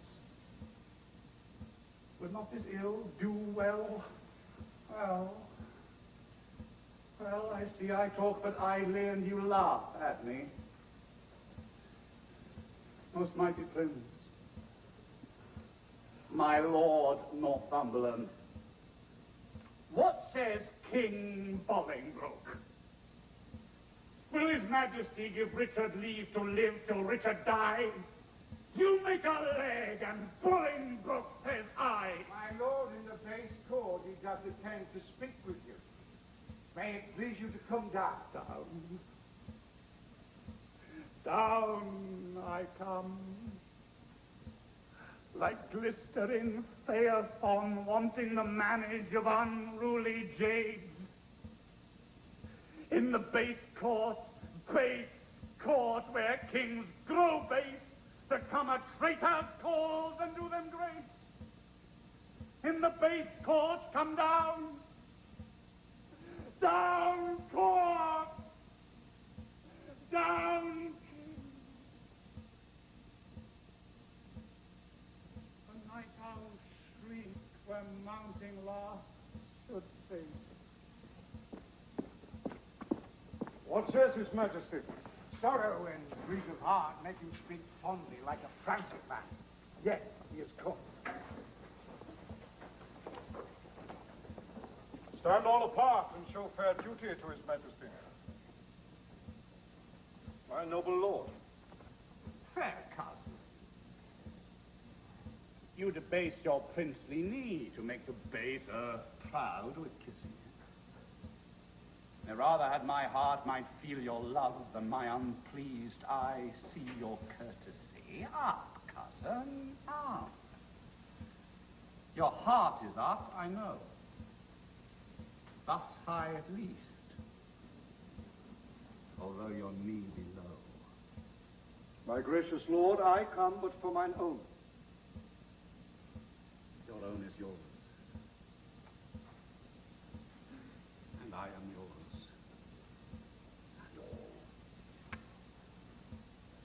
So far be mine, my most redoubted lord, that my fair service shall deserve your love. Well, you deserve.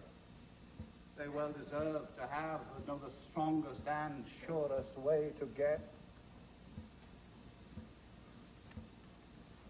Uncle, give me your hand. Nay, dry your eyes. Tears show their love, but want their remedies.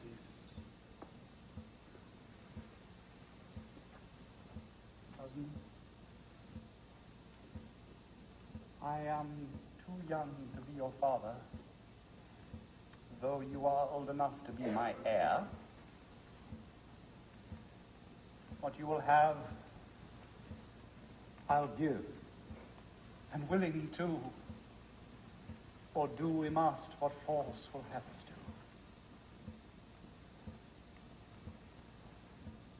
set on towards London.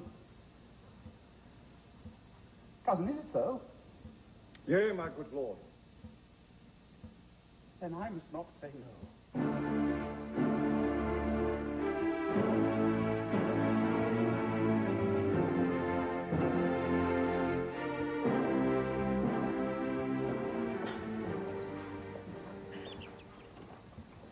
What sport shall we devise here in this garden to drive away the heavy thought of care? Madam, we'll play at bowls.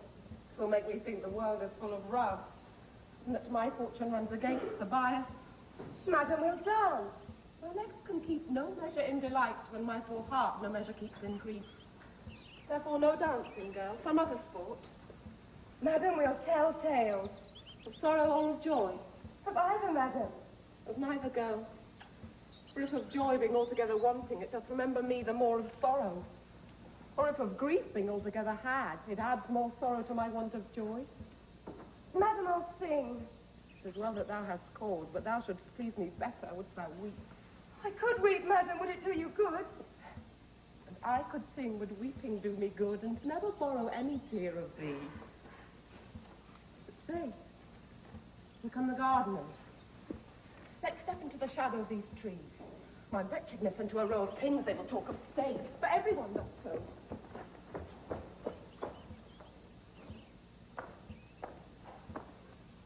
Go. Find the up young dangling apricots, which like unruly children make their sires stoop with oppression of their prodigal weight. Give some supportance to the bending twigs. Go thou, and like an executioner, cut off the heads of two fast-growing sprays that look too lofty in our commonwealth. All must be even in our government. You not employ? I'll go root away the noisome weeds that without profit suck the soil's fertility from wholesome flowers. Why should we, in the compass of a pale, keep lore and form in due proportion, showing us in a model our firm estate? When our sea-walled garden, the old land is full of weeds, the fairest flowers choked up, the fruit trees all unpruned, her edges ruined, her nuts disordered, and her wholesome herbs swarming with caterpillars. Hold thy peace. He that hath suffered this disordered spring hath now himself met with fall of leaf. The weeds, which his broad spreading leaves did shelter, that seemed in eating him to hold him up, are plucked up, root and all, by Bolingbroke. I mean, you're of Wiltshire, bushy, green. What are they, Dad? They are. And Bolingbroke hath seized the wasteful king. Oh, what pity is it that he had not so trimmed and dressed his land as we this garden. And we at time of year to wound the bark, the skin of our fruit trees, lest being overproud in sap and blood, with too much riches it confound itself. And he done so to great and growing men. They might have lived to bear, and he to taste their fruits of duty. Superfluous branches we lop away, that bearing boughs might live. But he done so, himself had borne the crown, which waste of idle hours hath quite thrown down. Think you the king shall be deposed? Depressed he is already. Deposed. 'Tis doubt he will be. Letters came last night to a dear friend of the good Duke of York's to tell black tidings. Oh, I am pressed to death for want of speaking. Thou, old Adam's likeness, set to dress this garden. How dares thy harsh, rude tongue sound this unpleasing news? What Eve, what serpent hath suggested thee to make a second fall of cursed man? Why dost thou say King Richard is deposed? Darest thou little better thing than earth divine his downfall? Say where, when, And how came the south by these ill tidings? Speak, thou wretch! Pardon me, madam. Little joy have I to breathe these news, yet what I say is true. King Richard, he is in the mighty hold of Bolingbroke. The fortunes both away. In your lord's scale is nothing but himself and some few vanities that make him light. But in the balance of great Bolingbroke, besides himself, are all the English peers. And with that odds he weighs King Richard down. Post you to London and you'll find it so. Speak no more than everyone doth know. Nimble mischance that art so light of foot. Doth not thy embassage belong to me, and am I last that knows it? Come, let's go. To meet at London, London's king in woe. What was I born to this, that myself looked should grace the triumph of great Bolingbroke? Gardener, for telling me these news of woe, pray God the plant thou grant may never grow.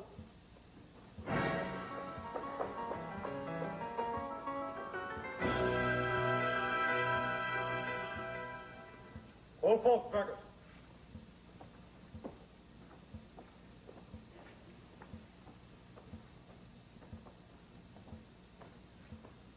Now, Bagot, freely speak thy mind what thou dost know of noble Gloucester's death. Who wrought it with the king? And who performed the bloody office of his planless end? Then set before my face the Lord Omer. Cousin, stand forth and look upon that man. My Lord Omer, I know your daring tongue scorns to unsay what once it hath delivered. In that dead time, when Gloucester's death was plotted, I heard you say, "Is not my arm of length, that reacheth from the restful English court as far as Calais to mine uncle's head?" Amongst much other talk that very time, I heard you say, you would rather refuse the offer of 100,000 crowns than Bolingbroke's return to England, adding withal how blessed this land would be amidst your cousin's death. Princes and noble lords, what answer shall I make to this base man? Shall I so much dishonor my fair stars on equal terms to give him chastisement? Either I must, or have mine honor soiled by the attainder of his slanderous lips. There is my gage, the manual seal of death that marks the outer hell. I say thou liest, and will maintain that what thou sayest is false, even in my heart's blood, being all too base to stain the temper of my knightly sword. Bagot, forbear. Thou shalt not take it up. If thy balance stand on sympathy, there is my gage, Omer, engaged to thine. By that fair sun which shows thee where thou standest, I heard thee say, and boldly thou spakest it, that thou wert cause of noble Gloucester's death. If thou deniest it 20 times, thou liest, and I will turn thy falsehood to thy heart, when it was for thee, with my rapier point. Thou durst not, coward, live to see that day. By my soul, I would it were this hour. Westmoreland, thou art damned to hell for this. Omer, thou liest! King Godrich is true at this appeal as thou art all unjust, and that thou art so. There throw my gage, to prove it on thee to the extremest point of mortal breathing. Seize it, if thou durst! And if I do not, may my hands rot up and never brandish more revengeful steel over the glittering helmets of my foes. I cast fear to the like, forsworn Omer, and spur thee on with full as many lies as may be hollowed in thy treacherous ear from sun to sun. There is my honour's pause. Who sets me else? By heavens, I'll throw it all. I have 1,000 spirits in one breast to answer 20,000 such as yours. As I hope to thrive in this new world, Omer is guilty of my true appeal. Besides, I heard the banished Mowbray say that thou, Omer, would send 2 of thy men to execute the noble Duke at Calais. Some honest Christian trust me with a gage. But Mowbray lies. Here do I throw down this, if he may be repealed to try his honor. His differences shall all rest under gage till Mowbray be repealed. And repealed he shall be. And though mine enemy restored again to all his lands and sinews, when he's returned, Against Omer, we will enforce his trial. That honourable day shall ne'er be seen. Many a time has banished Mowbray fought for Jesu Christ. In glorious Christian fields, streaming the ensign of the Christian cross against black pagans, Turks, and Saracens. And toiled with works of war, retired himself to Italy, and there at Venice gave his body to that pleasant country's earth,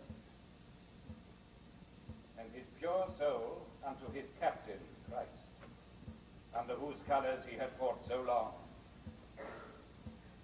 Why, Bishop, is Mowbray dead?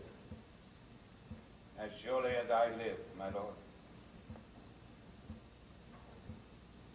Sweet peace conduct his sweet soul to the bosom of good old Abraham. Lords appellants, these differences shall all rest under gauge till we assign you to your days of trial. Great Duke of Lancaster, I come to thee from plume-plucked Richard, who with willing soul adopts thee heir, and his high sceptre yields unto the possession of thy royal hand. Ascend his throne, descending now from him, and long live Henry, fourth of that name.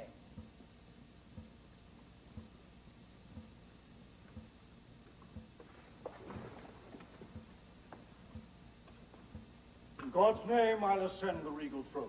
Marry, God forbid!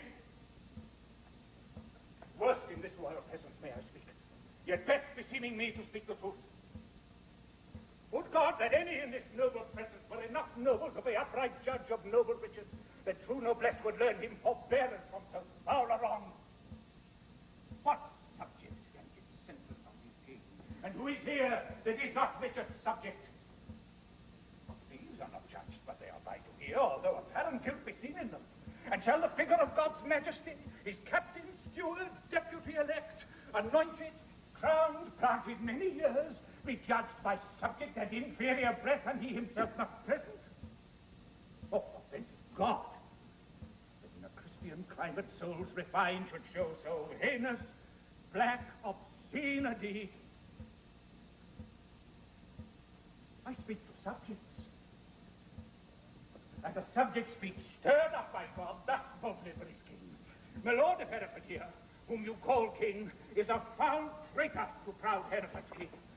And if you can, let me prophesy, the blood of English shall manure the ground, and future ages groan for this foul act.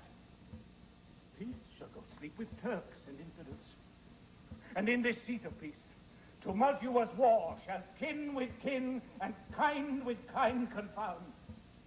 This ward a horror, fear, and mutiny shall here inhabit, and this land be called the field of Golgotha, and dead men's skulls. For if you raise this house against this house, it will the woefulest division prove that ever fell upon this cursed earth. Prevent it. Resist it. Let it not be so. Lest child's children, cry against you woe. Well, have you argued, sir? For your pains of capital treason, we do arrest you here. My Lord Willoughby, be it your charge to keep him safely till his day of trial. May it please you, lords, to grant the common suit. Avert hither, Richard, that in common view he may surrender. So shall we proceed without suspicion. I will be his conduct. Lords, you that here are under our arrest, procure your sureties for your days of answer. Little are we beholding to your love, and little looked for at your helping hand.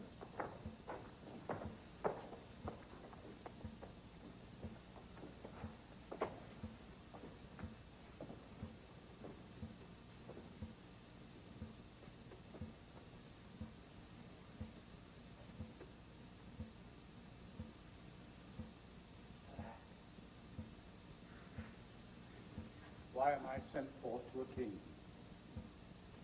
For I have shook off the regal thoughts wherewith I reigned. I hardly yet have learned to insinuate, flatter, bow, and bend my knee. give sorrow leave a while to tutor me to this submission. Yet I well remember the favors of these men. Were they not mine? Did they not sometime cry, all hail to me? So Judas did to Christ. But he and 12 found truth in all but one. I in 12,000, none. God save the King.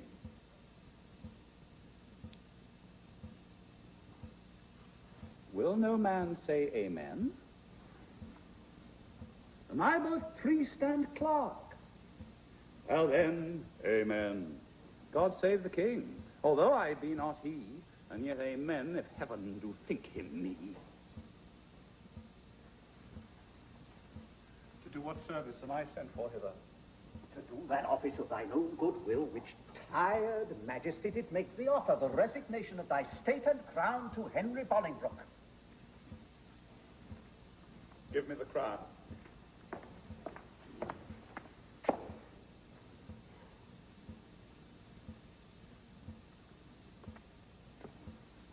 Here, cousin, seize the crown. Here, cousin.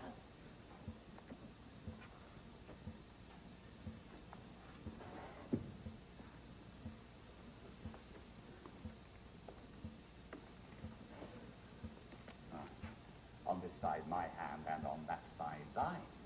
Now is this golden crown like a deep well that owes two buckets, filling one another, the emptier ever, dancing in the air, the other down, unseen and full of water. That bucket down and full of tears am I, drinking my griefs whilst you mount up on high. I thought you had been willing to resign. My crown I am, but still my griefs are mine. You may my glories and my state depose, but not my griefs.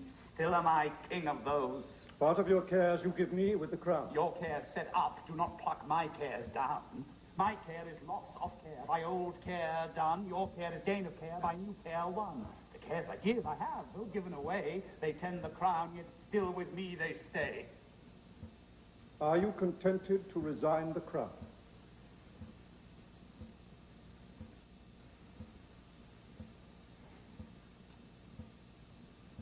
Aye. No. No.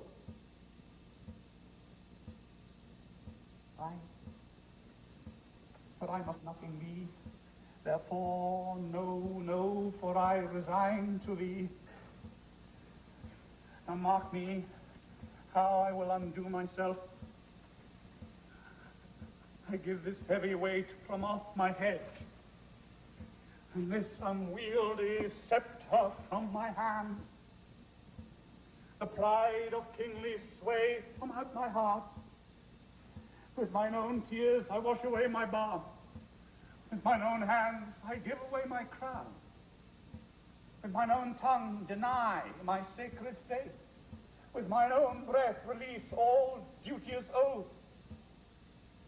All pomp and majesty I do forswear. My manners, rents, revenues I forgo. My acts, decrees, and statutes I deny. God pardon all that are broke to me. God keep all vows unbroke on me to thee. Make thee that nothing have, with nothing grieved, and now with all pleased that is all achieved.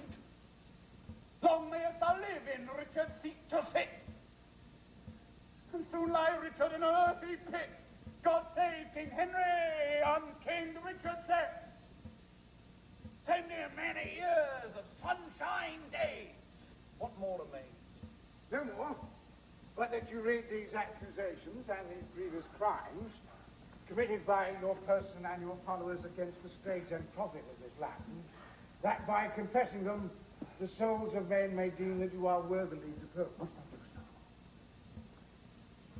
Must I ravel out my weaved up folly? Gentle Northumberland, If thy offences were upon record, would it not shame thee in so fair a troop to read a lecture of them? If thou shouldst, there shouldst thou find one heinous article containing the deposing of a king and cracking the strong warrant of an oath, marked with a blot, damned in the book of heaven. Now all of you, let's stand and look upon me, while to my wretchedness to speak myself. Though some of you with pirates wash your hands, showing an outward pity, yet you, pirates, have here delivered me to my sour cross, and wonder cannot wash away your sin. My lord, dispatch, read this paper My on. eyes are full of tears. I cannot see. And yet so multiplied is not so much that they can see a sort of traitors here. Nay, if I turn mine eyes upon myself, I find myself a traitor with the rest. For here have I given my soul's consent to undeck the pompous body of a king, make glory they who sovereignty a slave, proud majesty a subject, state a peasant. My lord. No lord of thine, no horde insulting man. No man's lord. I have no name, no title. Oh, not that name was given me at the font, but tis usurped. Lack the heavy day. I've worn so many winters out, and know not now what name to call myself. Oh, that I were mockery king of snow, standing before the sun of Bolingbroke, to melt myself away in water drops.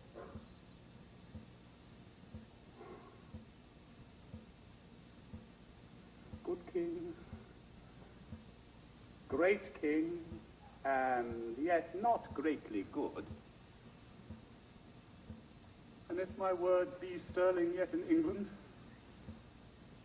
let it command a mirror hither straight,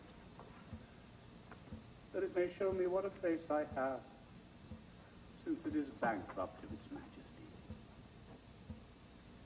Go some of you and fetch a looking glass. My lord, read this paper o'er while the glass doth come. Fiend that tormenteth me ere I come to hell. Urge it no more, my lord Northumberland. The Commons will not then be satisfied. I shall be satisfied. I'll read enough when I do see the very book indeed where all my sins are writ. And that's myself.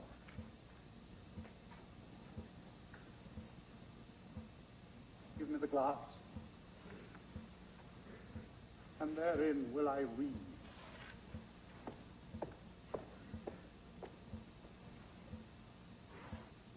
No deeper wrinkles yet. That sorrow struck so many blows upon this face of mine, and made no deeper wound. Oh, flattering glass, like to my followers in prosperity, thou dost beguile me. Was this face the face that every day under his household roof did keep 10,000 men? Was this the face that like the sun did make beholders weak? Was this the face that faced so many follies, and was at last outfaced by Bolingbroke? A brittle glory shineth in this face, as brittle as the glory is the face. There it lies, cracked in 100 shivers.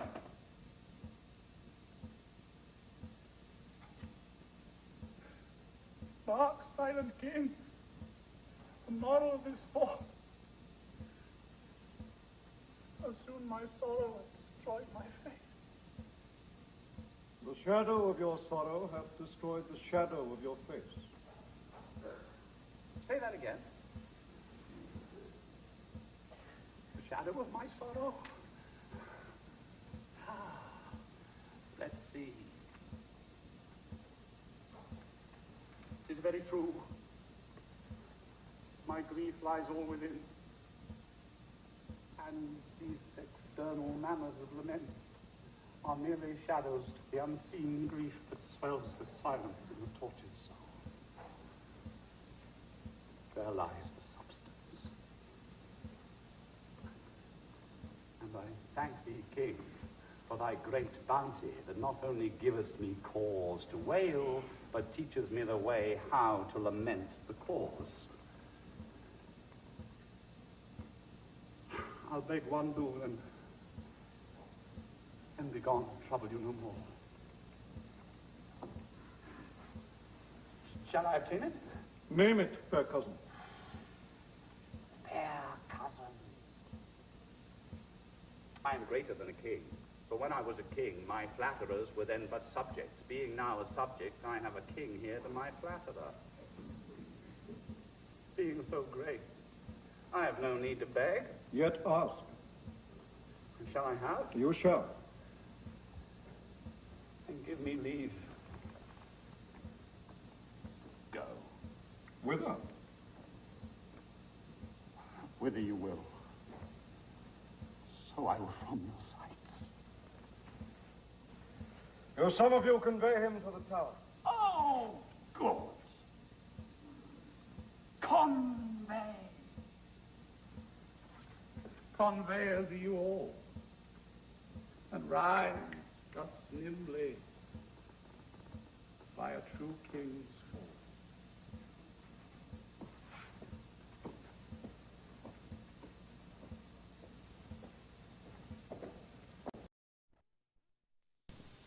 Thou ladder, wherewithal the mounting Bolingbroke ascends my throne.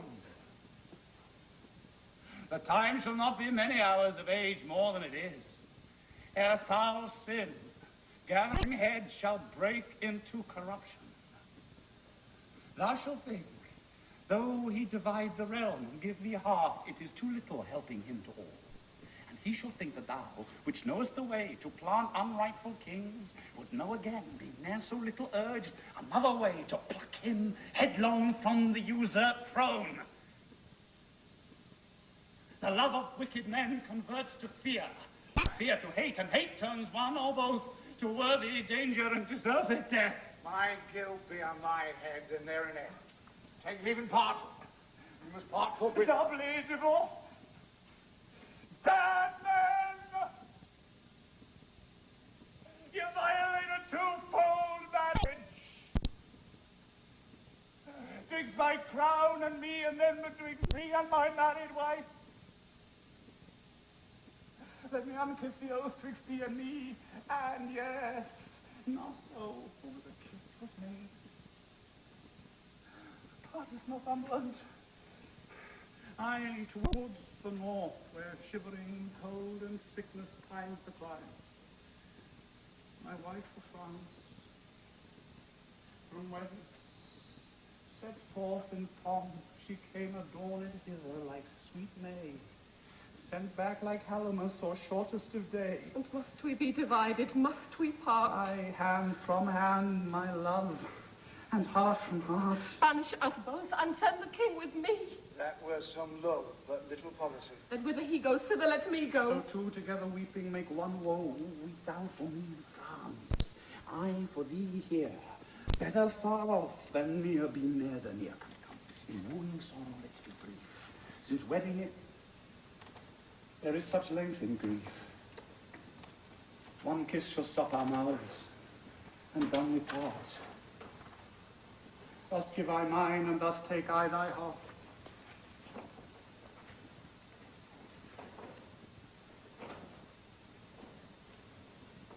Give me mine own again. We make woe wanton with this fond delay. Once more adieu. The rest let sorrow say.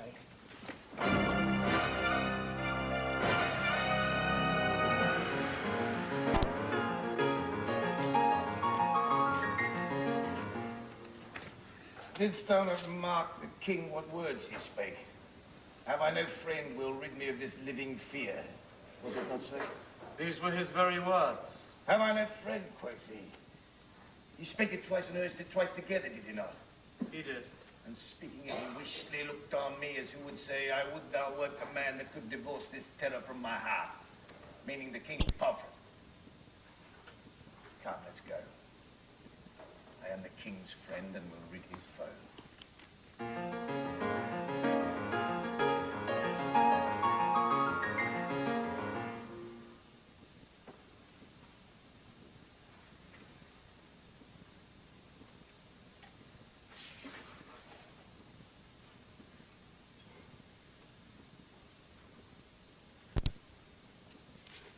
I've been studying how I may compare this prison where I live unto the world. And for because the world is populous and here is not a creature but myself, I cannot do it. Yet I'll hammer it out. My brain I'll prove the female to my soul the father. And these two beget a generation of still breeding thoughts. And these same thoughts people this little world. I am humors like the people of this world, for no thought is contented. The better sort, as thoughts of things divine are intermixed with scruples and do set the word itself against the word, as thus, come, little ones. And then again, it is as hard to come as for a camel to thread the postern of a small needle's eye. Thoughts tending to ambition, they do plot unlikely wonders. Are these vain, weak nails might tear a passage through the flinty ribs of this harsh world, my ragged prison walls? And for they cannot die in their own pride. Thoughts tending to contents flatter themselves that they are not the first of fortune's fools, nor shall not be the last. Like silly beggars, who sitting in the stocks refuge their shade, but many have, and others must sit there. And in this thought they find a kind of ease, bearing their own misfortunes on the back of such as have before endured the like. Thus play I in one person many people, and none contented. Sometimes am I king. Then treasons make me wish myself a beggar, and so I run. Then crushing penury persuades me I was better when a king. Then am I kinged again. And by think that I am unkinged by Bolingbroke, and straight am nothing. But whate'er I be, nor I, nor any man that but man is, with nothing should be pleased, till he be eased with being nothing.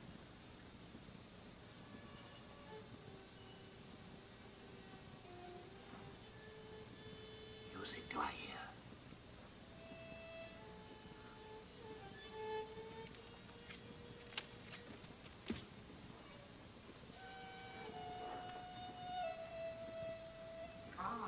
keep time.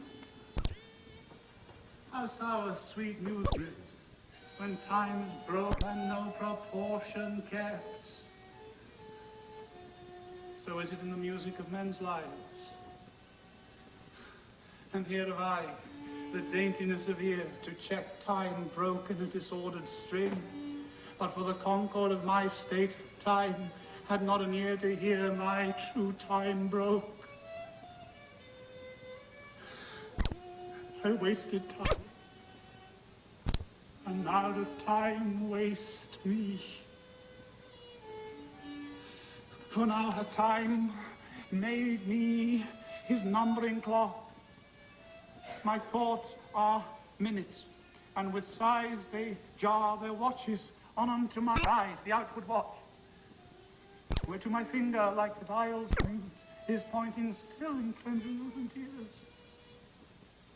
Now, sir, the sound that tells what hour it is are clamorous groans, and strike upon my heart, which is the bell. The sighs and tears and groans show minutes, times, and hours. But my time runs posting on in Bolingbroke's proud joy while I stand fooling. Here is Jack of the clock. The music nags me. Let it sound no more. For though it is all backward to their wits, in me it seems it will make wise men mad.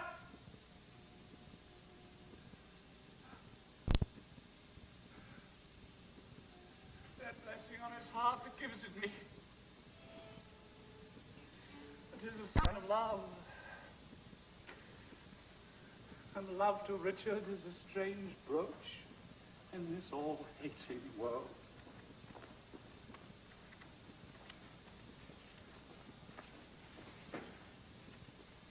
Hail, royal prince. Thanks, noble peer. The cheapest of us is 10 groats too dear. And how comest thou hither when no man never comes? But that sad wretch that brings me food to make misfortune live. I were a poor groom of thy stable, king, when thou wert king, who, travelling towards York, with much ado, at length have gotten leave to look upon my sometimes royal master's face.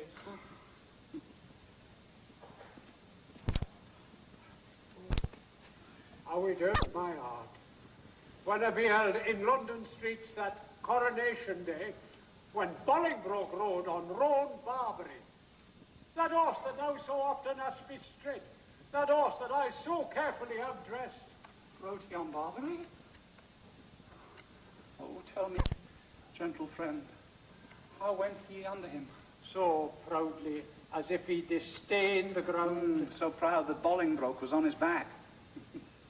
That jade did he dread from my royal hand. His hand hath made him proud with clapping him. Oh, would he not stumble? Would he not fall down, since pride must have a fall, and break the neck of that proud man that did usurp his back?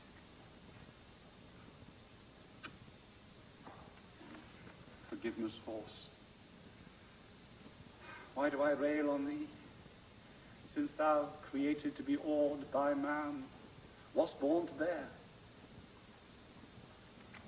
I was not made a horse, yet I bear a burden like an ass, spurred, galled, and tired by Johnson Bolingbroke. Fellow, give place. Here is no longer stay. If thou love me, 'tis time thou wert away. But my tongue dared not, that my heart shall say.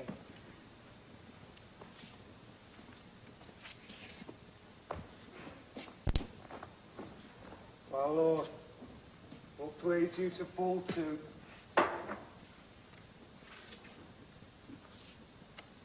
Taste of it first, as thou art wont to do. Oh, my lord, I dare not. Sir Piers of Exton, who lately came from the king, commands the country. the devil take Henry of Lancaster and thee. Patience is stale, and I'm weary of it!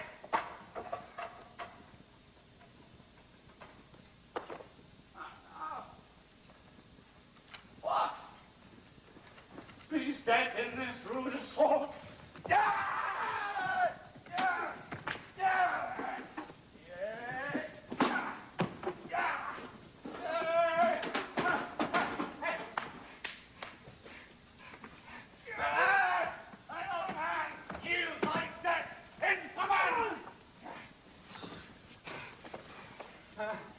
Go on from another room in hell!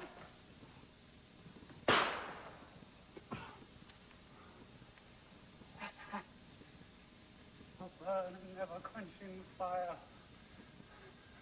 Stanislas, my purse. Extend thy fierce hand, hath with the king's blood stained the king's own land. Now, my soul, thy seat is up on high. As my gross flesh sinks downward, hear it.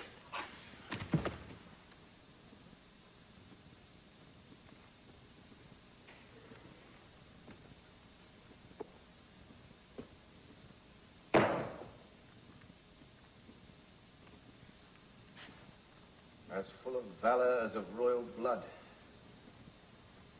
Both have I spilled. With the deed were good. For now the devil that told me I did well says this deed is chronicled in hell. This dead king to the living king out there. Take hence the rest and give them burial here.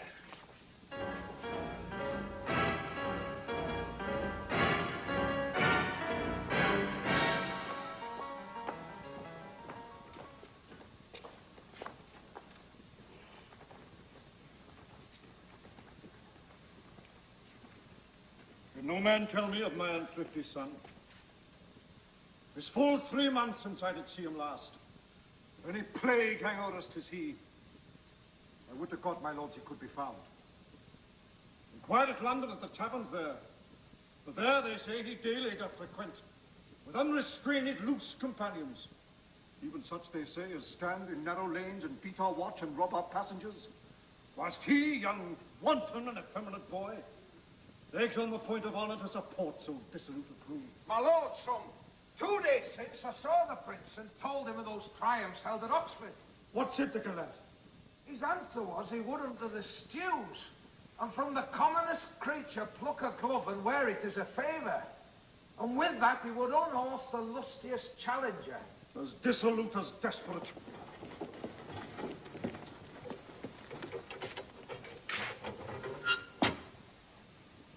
Great king, within this coffin I present thy buried fear.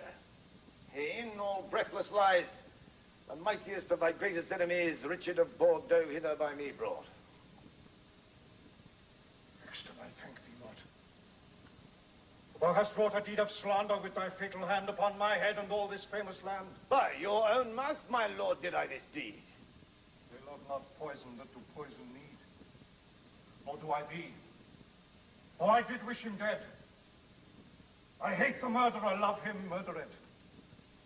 The guilt of conscience take thee for thy labor, but neither my good word nor princely favor. With Cain go wander for a shade of night, and never show thy face by day nor night.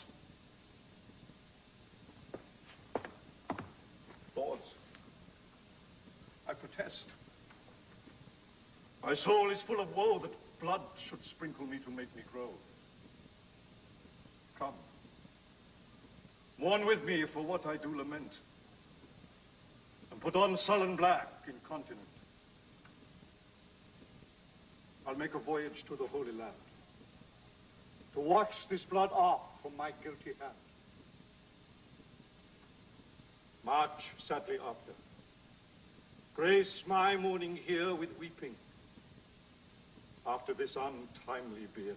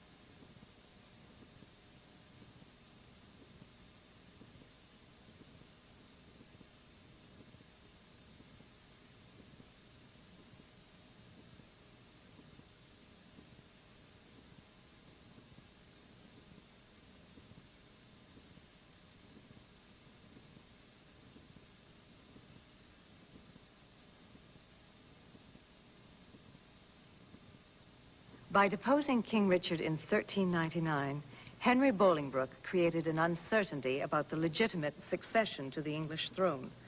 This uncertainty cast a shadow not only over his own reign, but also the reigns of every one of his successors for the next 86 years. That, in essence, is what the Wars of the Roses saga is all about.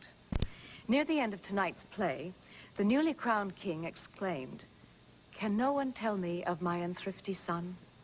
Join me next week for King Henry IV, Part 1, where we meet the unthrifty Prince Hal and the person who keeps him that way, the lovably dissolute Sir John Falstaff.